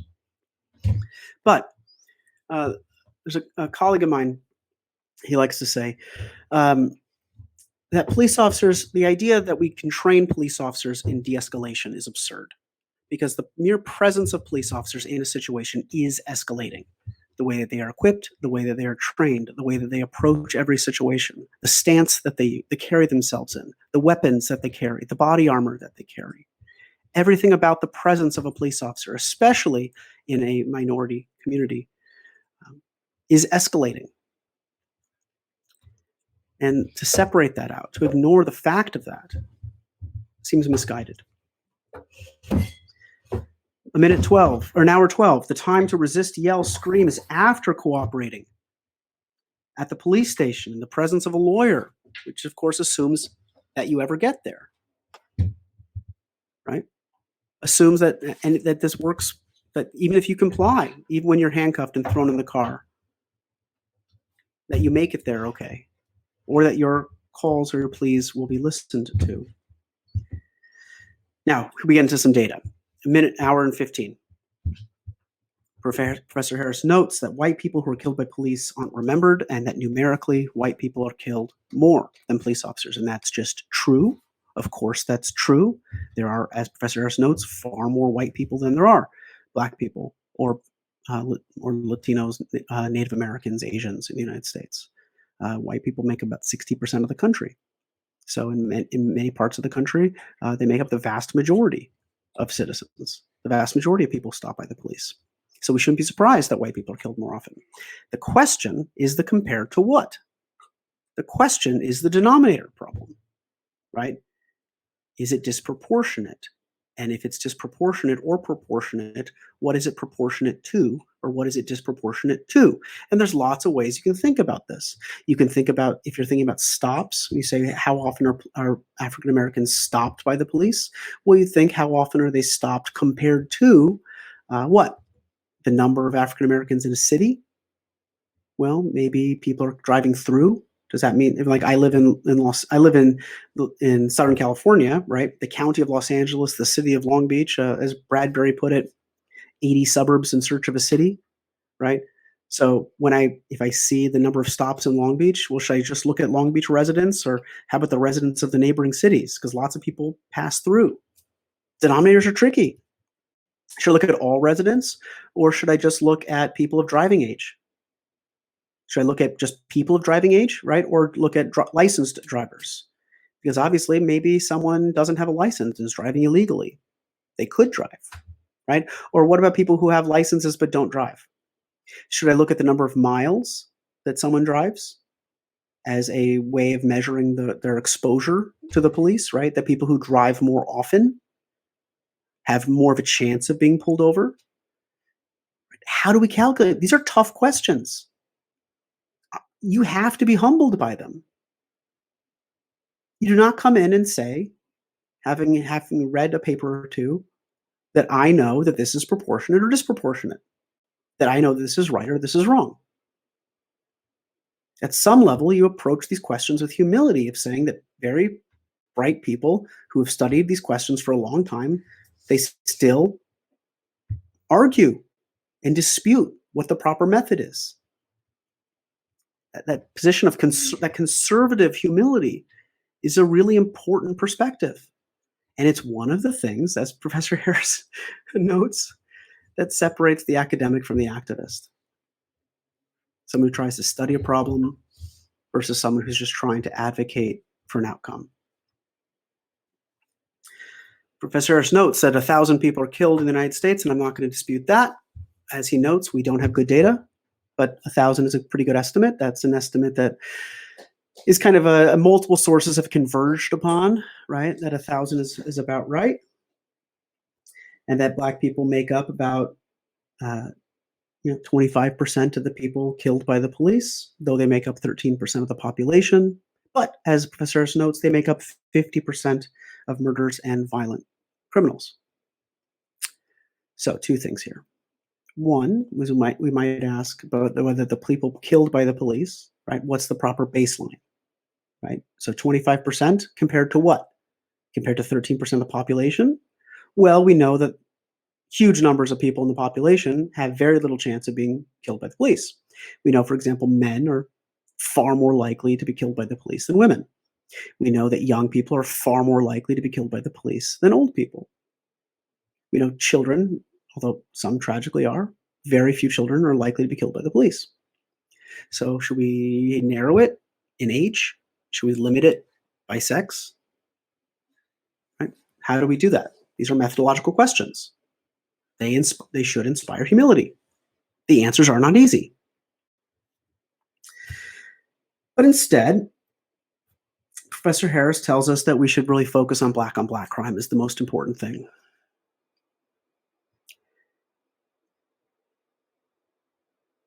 At an hour and 18, Professor Harris notes that the real problem that the African American community needs to pay attention to,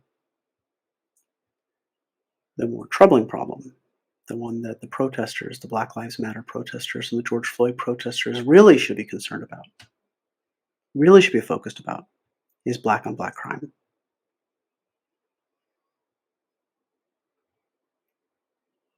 Professor Harris notes, far more representative of the kind of violence that the Black community needs to worry about than police violence. To this, I just have to say,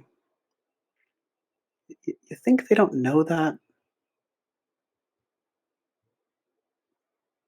You think Black folks don't know about black on black crime?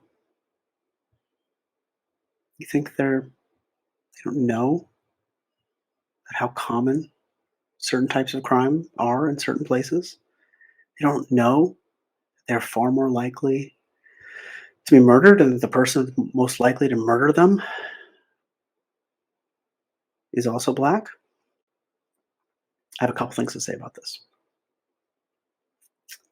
The first is, what do you do with that, right?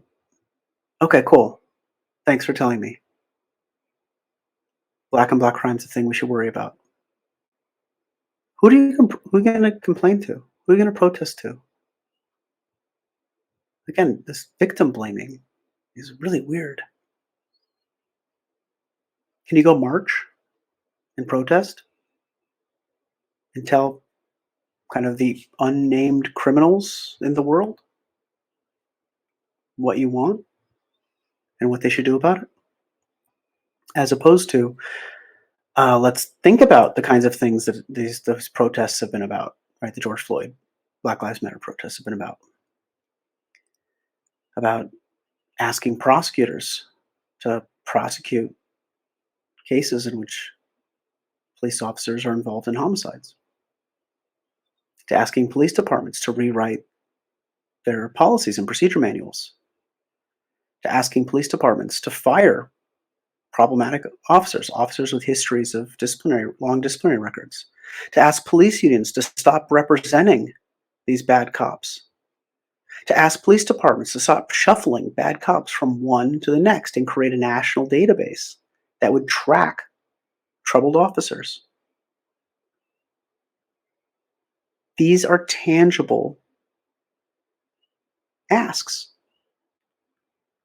What makes, one of the things that makes social movements effective versus ineffective is how tangible and how articulable their asks are, right?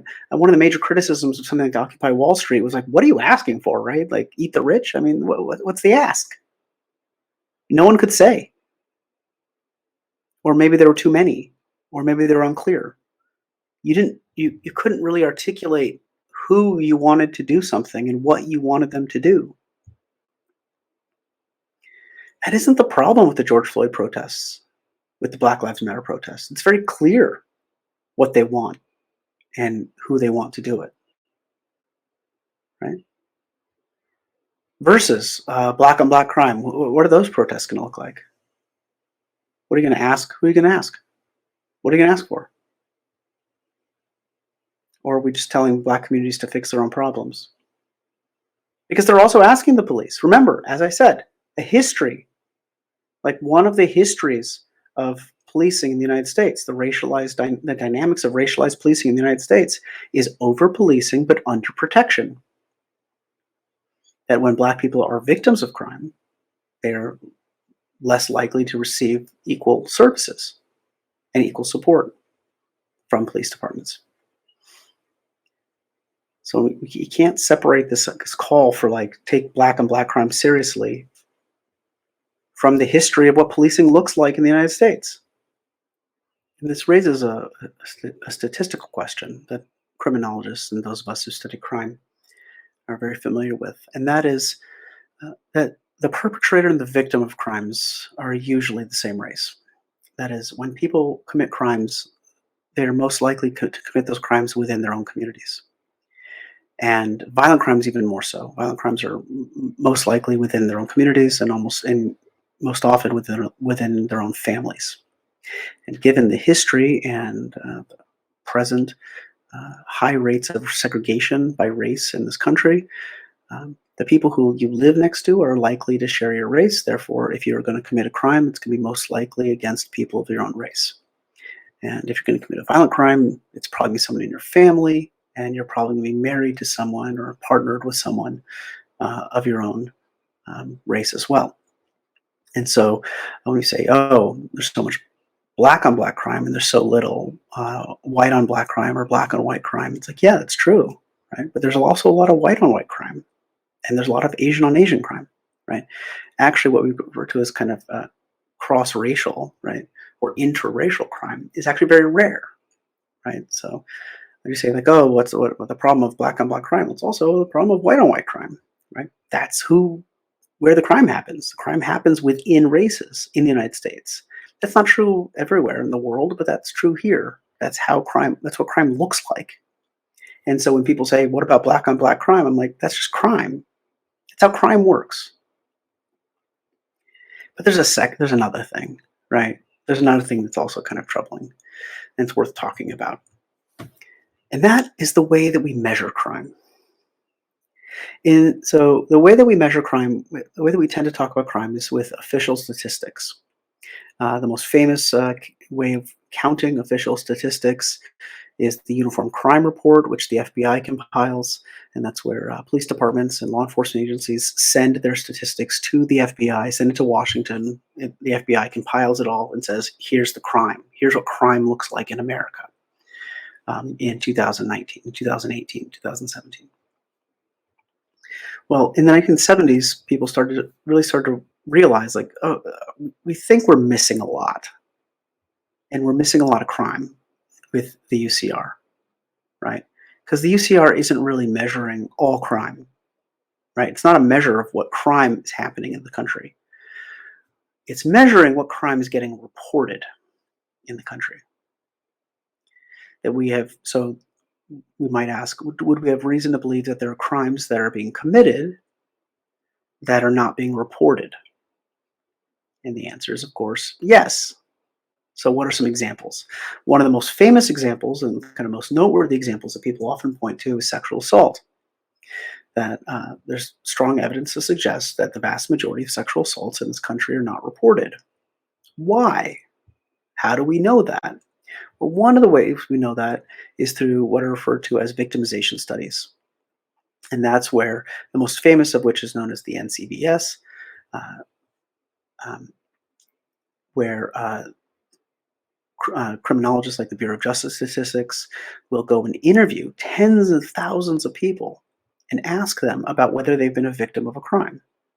And then a separate estimate of crime in the country is created from that. And it was attempting to capture this hidden crime, right? Of recognizing that here is official crime, here's reported crime, it's that much, right? But there's some amount over that that we know is also happening. That's crime that's not getting reported, crime that's not getting measured, crime that's not getting detected. How do we detect that crime? Well, instead of asking the police officers who they've arrested, or who they've received reports from, we can ask victims, right? People would potentially, were you a victim of a crime? And we can create estimates of crime that way. So we know that, again, sexual assault is a famous example of unreported crime, but there's countless unreported crimes, right? And this is why these numbers about solving crimes are so depressing, because you say 20% of all property crimes, only 20% of all property crimes are solved. Well, how many property crimes don't get ever reported, right? Like, I used to regularly, like, my car was broken into, like, regularly. Do you think I called the police every time my car was broken into? It's like, no. I mean, what'd they steal? Like, some charging cables? I call the police for that? Someone stole my bike. Am I gonna call the police for that? Right? How much property crime is occurring out there, and versus how much the police actually solve? The police do very little solving of those kinds of crimes. Again, they're much better at solving homicides. They are, but still only 70%, which means there's a lot of homicides going unsolved. So, or at least what we refer to as cleared, right? The clearance rate. So this other question about this unmeasured crime, right? Well, let's take the one of the major reasons why major things has contributed to uh, African Americans being disproportionately involved in the criminal justice system, right? And that would be the role of drugs and the war on drugs. And again, Professor Harris seems to be in complete agreement with me about the merits of the war on drugs. Let's think about how it functions.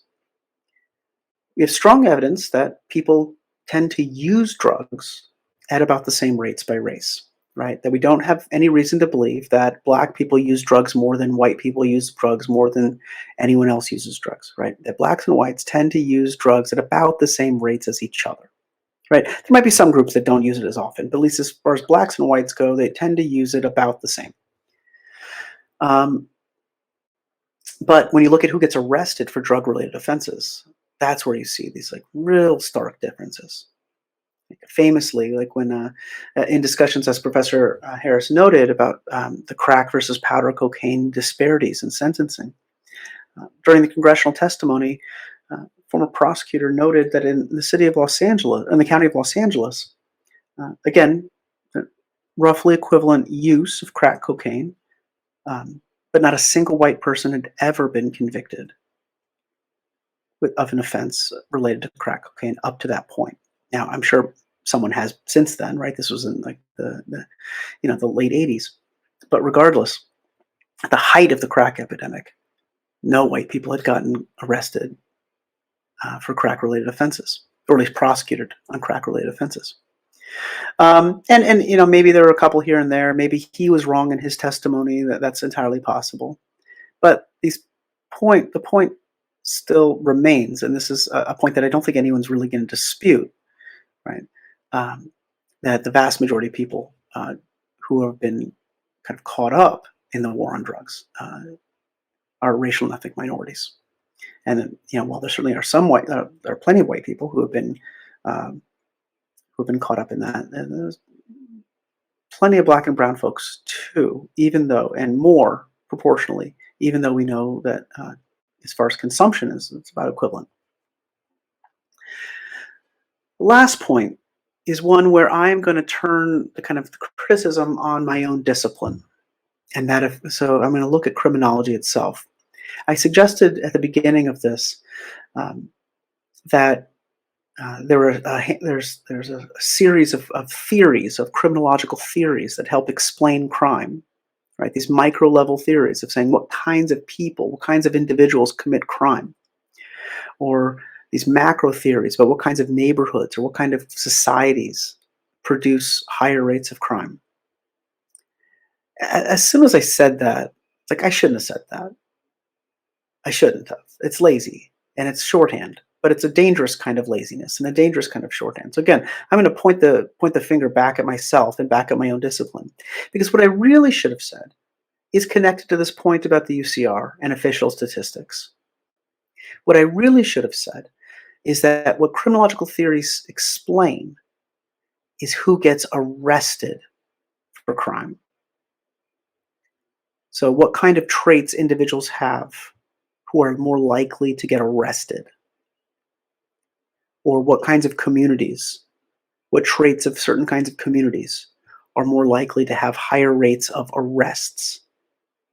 Because we say who's committing the crime. Well, no. It's not who's committing the crime. It's who's getting arrested, who's getting caught, who's producing an official record, which can be studied. So the vast majority of criminological theories don't actually explain crime. They explain responses to crime.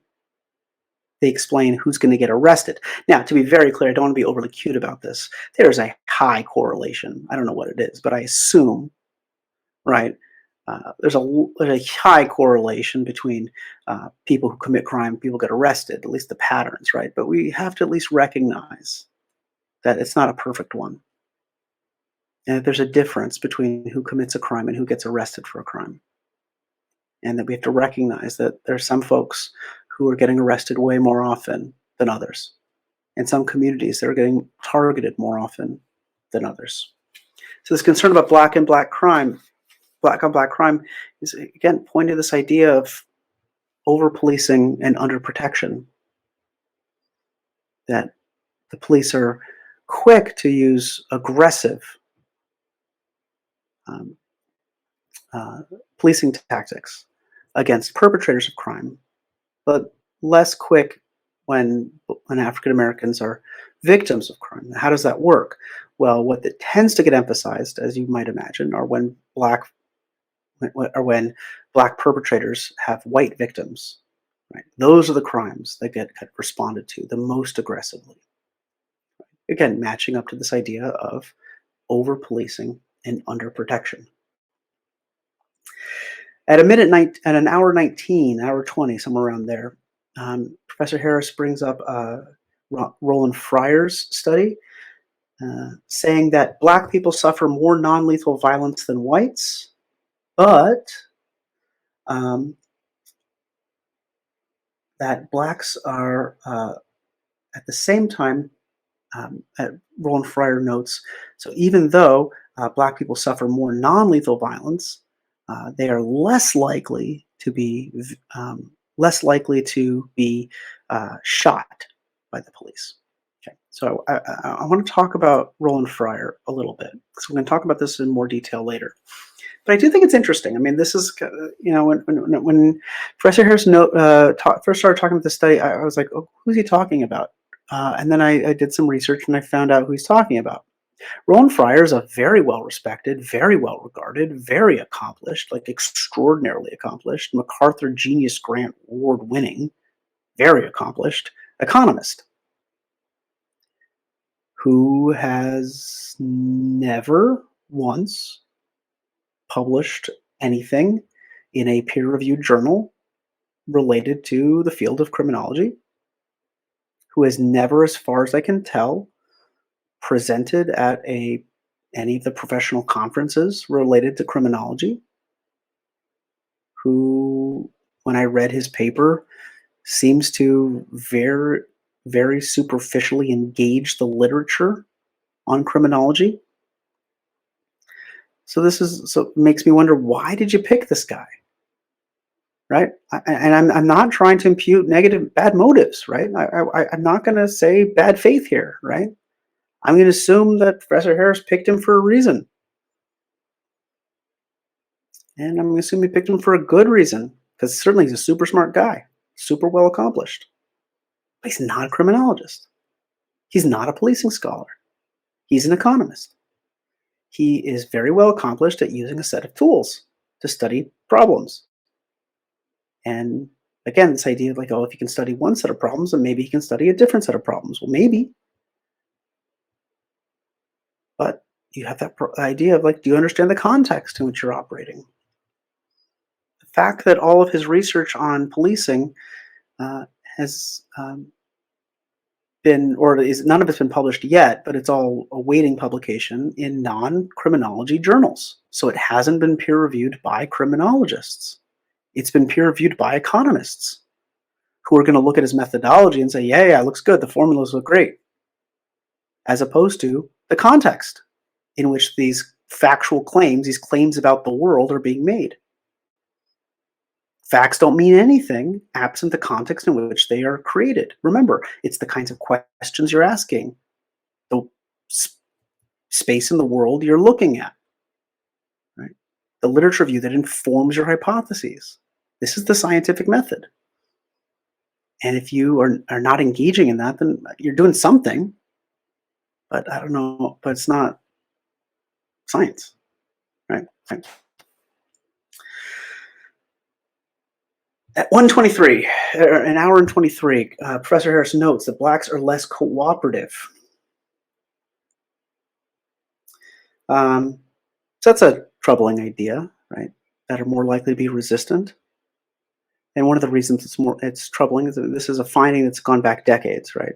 Donald Black in his famous seminal study on arrests, and he found no disparities in arrest rates, but he did find that he found that people who resisted arrest, right, who were disrespectful to officers, were more likely to be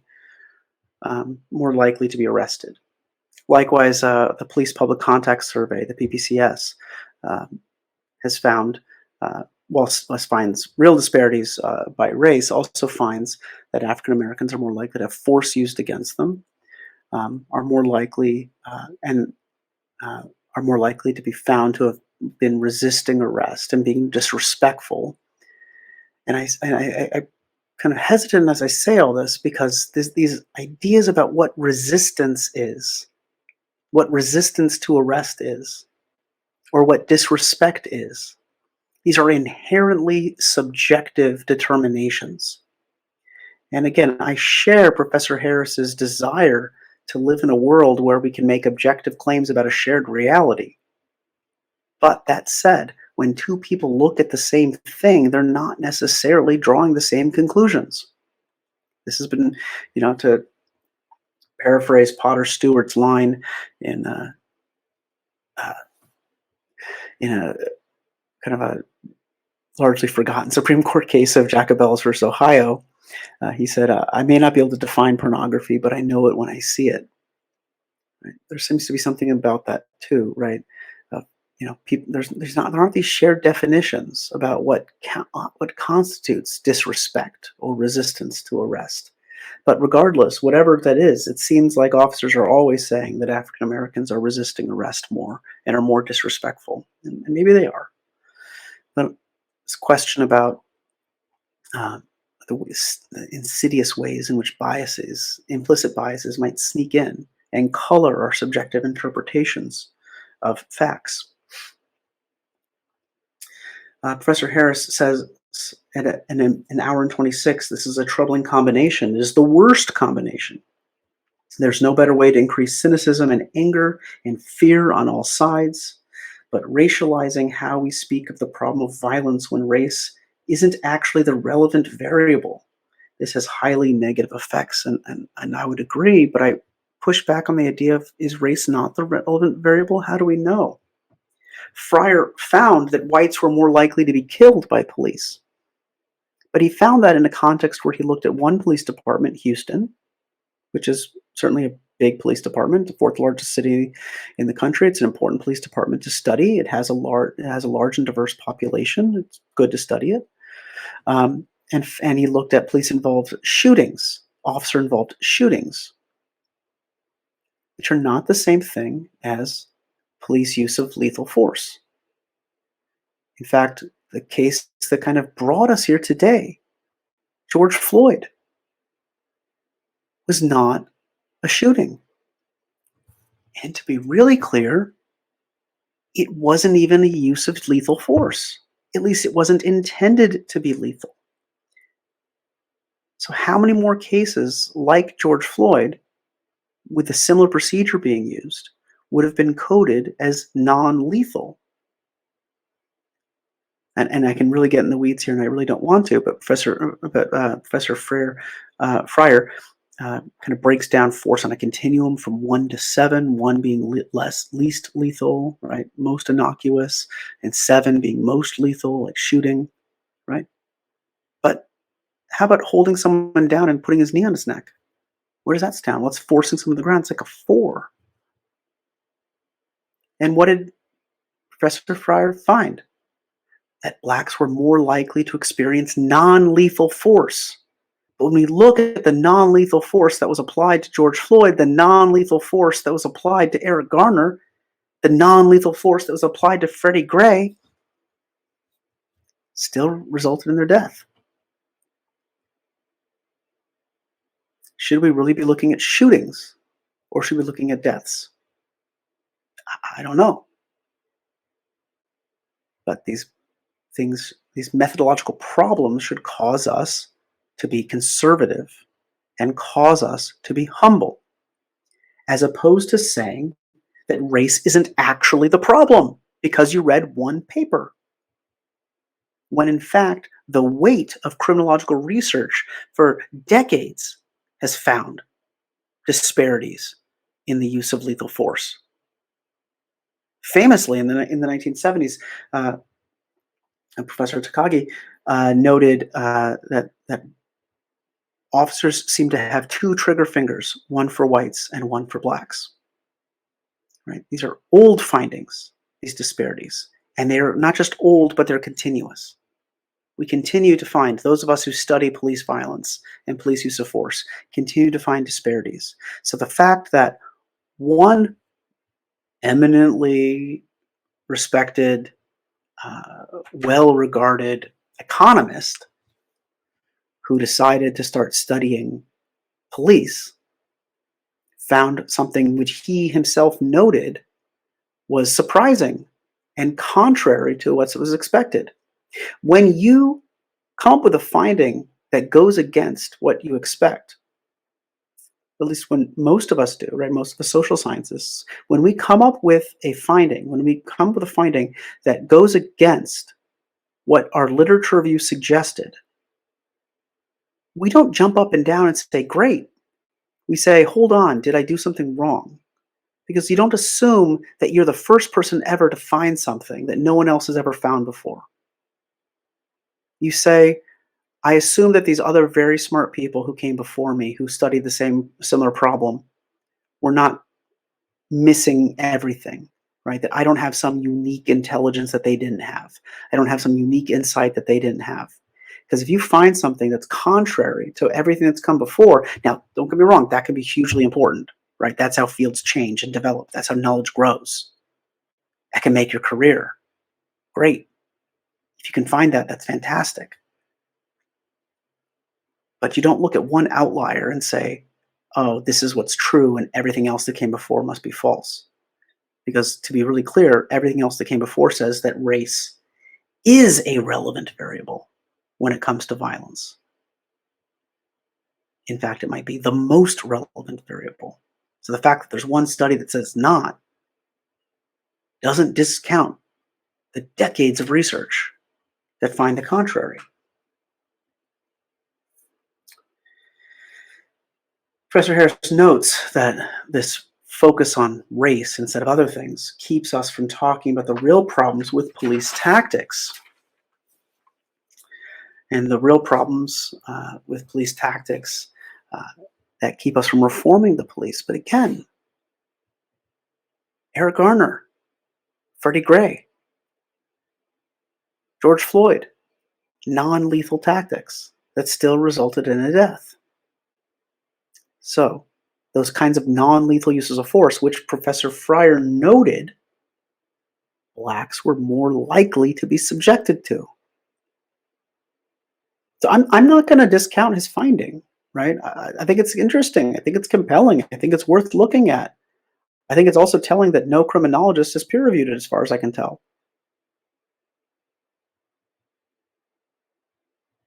But, take it on its face. Okay, it says something. It says that maybe blacks are less likely to get shot. But that's not the same thing as saying blacks are less likely to die from a misapplied use of non-lethal force. Because this other question is a question, as I described before, about exposure. So you think about this thing we talked about before. I talked about before about like the drivers who drive a lot are more likely to get pulled over because they have more hours on the road, more miles on the road, right? So because they're more likely to get pulled over. Maybe that's the relevant baseline, or maybe we should exclude them from our study because should you not include truckers, right? Because that's biasing the sample in some way, right? These are real methodological questions that are worth. Those are debates that are worth having. But one of the things that we know is that African Americans are more likely to get stopped. So, how do we account for something like Professor Fryer's finding that police were less likely to shoot? Well, what's that less likely based on? That less likely was based on looking at the number of encounters, right? And saying that of the encounters that involved blacks and of the encounters that involved whites, more of the whites were shot than the blacks, right? Or the higher percentage, right? Of the people stopped, more of like the whites were more of the whites who were stopped were shot than the blacks who were stopped. Part of that, certainly it seems to me, can be explained by the fact that blacks are vastly disproportionately more likely to get stopped. So if you have a relatively small, so let's say you had 10 whites and 10 blacks who got shot, but of the whites, only 40 whites were stopped, and of the blacks, 100 blacks were stopped. You're going to get very different percentages. So the question would be then, well, was it right for the blacks to be stopped? How do you count? How do you interpret that? One of the ways that it's often interpreted is what's referred to as a hit rate, and that would be you look at a stop and you say, does that stop result in an arrest, or did that stop reveal contraband, right? And for the last 20 years or so, every study that's looked at the hit rates of police stops find that the hit rate for blacks is very low and the hit rate for whites is very high. What that means is that when police stop a white person, they're usually for a very good reason, and they usually find contraband and they usually make an arrest. So if they stop a white person, they're doing it for a really good reason. So there are fewer stops, but more accurate ones. versus when police stop a black person, very few of those stops actually result in an arrest or finding contraband or something, which means there's way more of them and they're less accurate, which suggests that they might be in part being influenced by bias or prejudice. And we'll put that aside for a second. The effect of it is that you end up with a huge number of people who are being stopped. So even if you have, um, which is going to make you, which is going to end up diluting the number of people, diluting the pool, so it looks like you have a lower rate of people getting shot. If all of this sounds really intricate and really complicated and really detailed and really hard to understand, and you're wondering, why am I getting stuck in the weeds? That's my point. These are complicated problems. They do not have easy answers. They do not lend themselves to easy interpretation, and they certainly do not lend themselves to the basis of claiming facts. When mountains of papers, mountains of research, and decades of research point in the other direction. These are not facts that are indisputable, that are objective reality.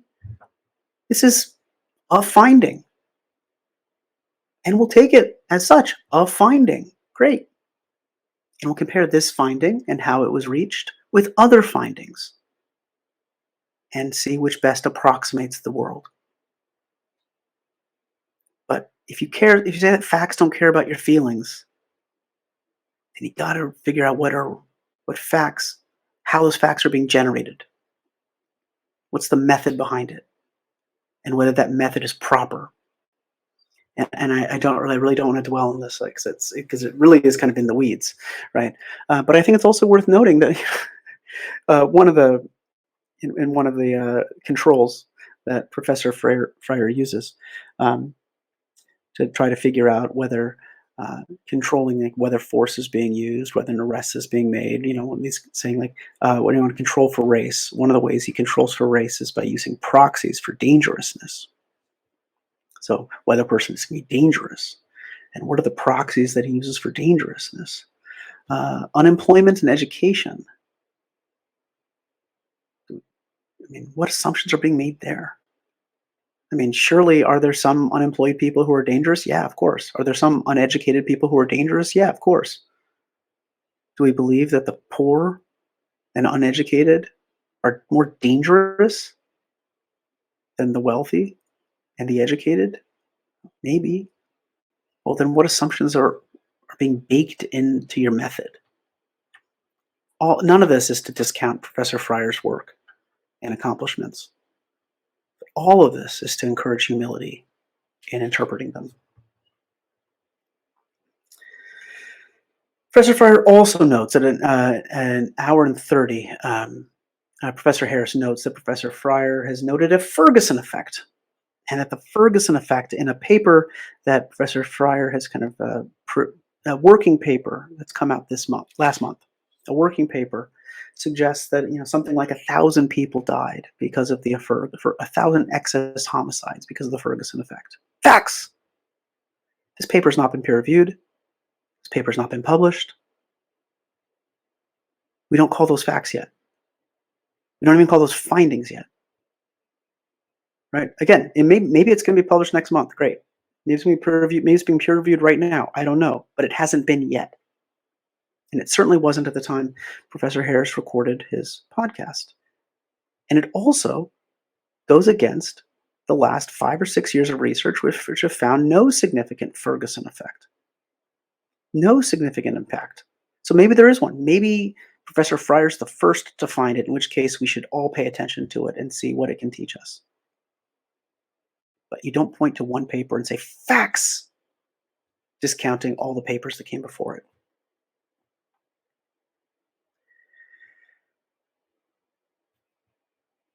So where do we end this? Professor Harris notes at a minute 34 that we need to lower the temperature. Fair enough. At a minute 37, he calls Antifa total maniacs. What? I don't know if Professor Harris ever met anyone from Antifa. No one has, because Antifa is not a thing. Antifa is a weird collection of an amorphous collection of beliefs that some people have and some people don't. Sometimes there's overlap, sometimes there isn't. I know plenty of people who call themselves Antifa.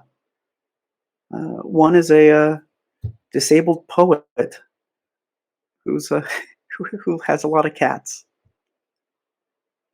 I know a forensic accountant who calls himself Antifa. I know old ladies who call themselves Antifa. I'm sure there's also some. I'm sure there's some total maniacs too, but I don't know what he's talking about, and it certainly is not lowering the temperature. Professor Harris notes that the problem is ideological. Well, again, as Karl Popper noted, one of the problems with ideological-based reasoning is that it's non-falsifiable. At some, what's the level of evidence that's going to get you to change your mind? I don't know. What's the level of evidence that's going to tell you that Antifa is not total maniacs? Professor Harris asks us at an hour and 40, what would real progress on the problem of racism look like? And suggests that color blindness might be the key, that skin color might be the solution, right? A blindness towards skin color, viewing skin color the way we view maybe hair color, right? Discounting it, saying it doesn't matter. But this seems like and he leaves with this idea that the only people who care about skin color are race, race-based identity politics adherents and white supremacists and ethno-nationalists. It seems a false choice between color blindness on the one hand versus these kind of immutable race essentialists on the other. Professor Harris asks us, can race become less significant by becoming more significant? And the answer, of course, is maybe, sure. If you want to get rid of cancer, do you ignore cancer? No, you treat the cancer. If you want to solve a problem, do you pretend the problem doesn't exist? No, you focus your attention on the problem so that maybe sometime in the future, you won't need to worry about the problem anymore. But you don't hope, if this present moment has taught us anything, this present crisis with the coronavirus has taught us anything, is that pretending the problem will go away and acting as if the problem doesn't exist doesn't do anything to the problem. As Professor Harris noted earlier, coronavirus doesn't care about your feelings. Acting as if we don't see race, acting as if race doesn't have real meaningful consequences in people's lives, and pretending that we're all back to starting at the same point, and acting as if, fake it till we make it. That's not the way we deal with the lasting and real problems of race in this country. He says dismissively, I think I'm not reaching too far in saying that you don't outgrow an obsession with race by obsessing with race. I mean, that's a clever turn of phrase. It is. But maybe you do. Maybe you do, and that's how you get over it. You deal with it. It's how we get over breakups, right? You obsess about the breakup and then you move on. But you grieve and you deal, right? How do we deal with any change, with any trauma, with any problem? We acknowledge it. Maybe we get help. Maybe we go to therapy. But we don't solve a problem by ignoring it. At an hour 48, Professor Harris notes that the real burden for minorities is the legacy of inequality, but that we can't solve it by focusing on the problems where they don't exist, and that the messaging of Black Lives Matter is wrong and is leading to mass hysteria. Again, I'm not going to fault Professor Harris for being, a month earlier than I am here and lacking that perspective that I have. But I don't think hysteria is what we've seen. I think the last month of protests has seen the protests get more focused, more organized, less hysteric.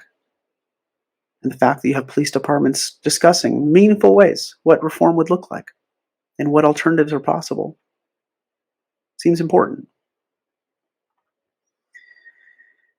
At an hour and 50, Professor Harris notes that the other, who has rendered himself or herself incapable of dialogue, is the one that we should be afraid of. It's the other who will not listen to reason, who has no interest in facts, who can join a conversation that converges on, who cannot join a conversation that converges on the truth because he knows in advance what the truth must be. He's already drawn his conclusions. His thinking is ideological. It's non-falsifiable. It's not scientific. He doesn't bother to do the reading. I join Professor Harris in saying we should avoid that. I join him in also noting that we're all capable of becoming this person. I think the solution to that, if we want to have better conversations, which I believe that Professor Harris does want, if we want to have better conversations, those conversations need to be freed as much as we can from hyperbole, from name calling, from projection.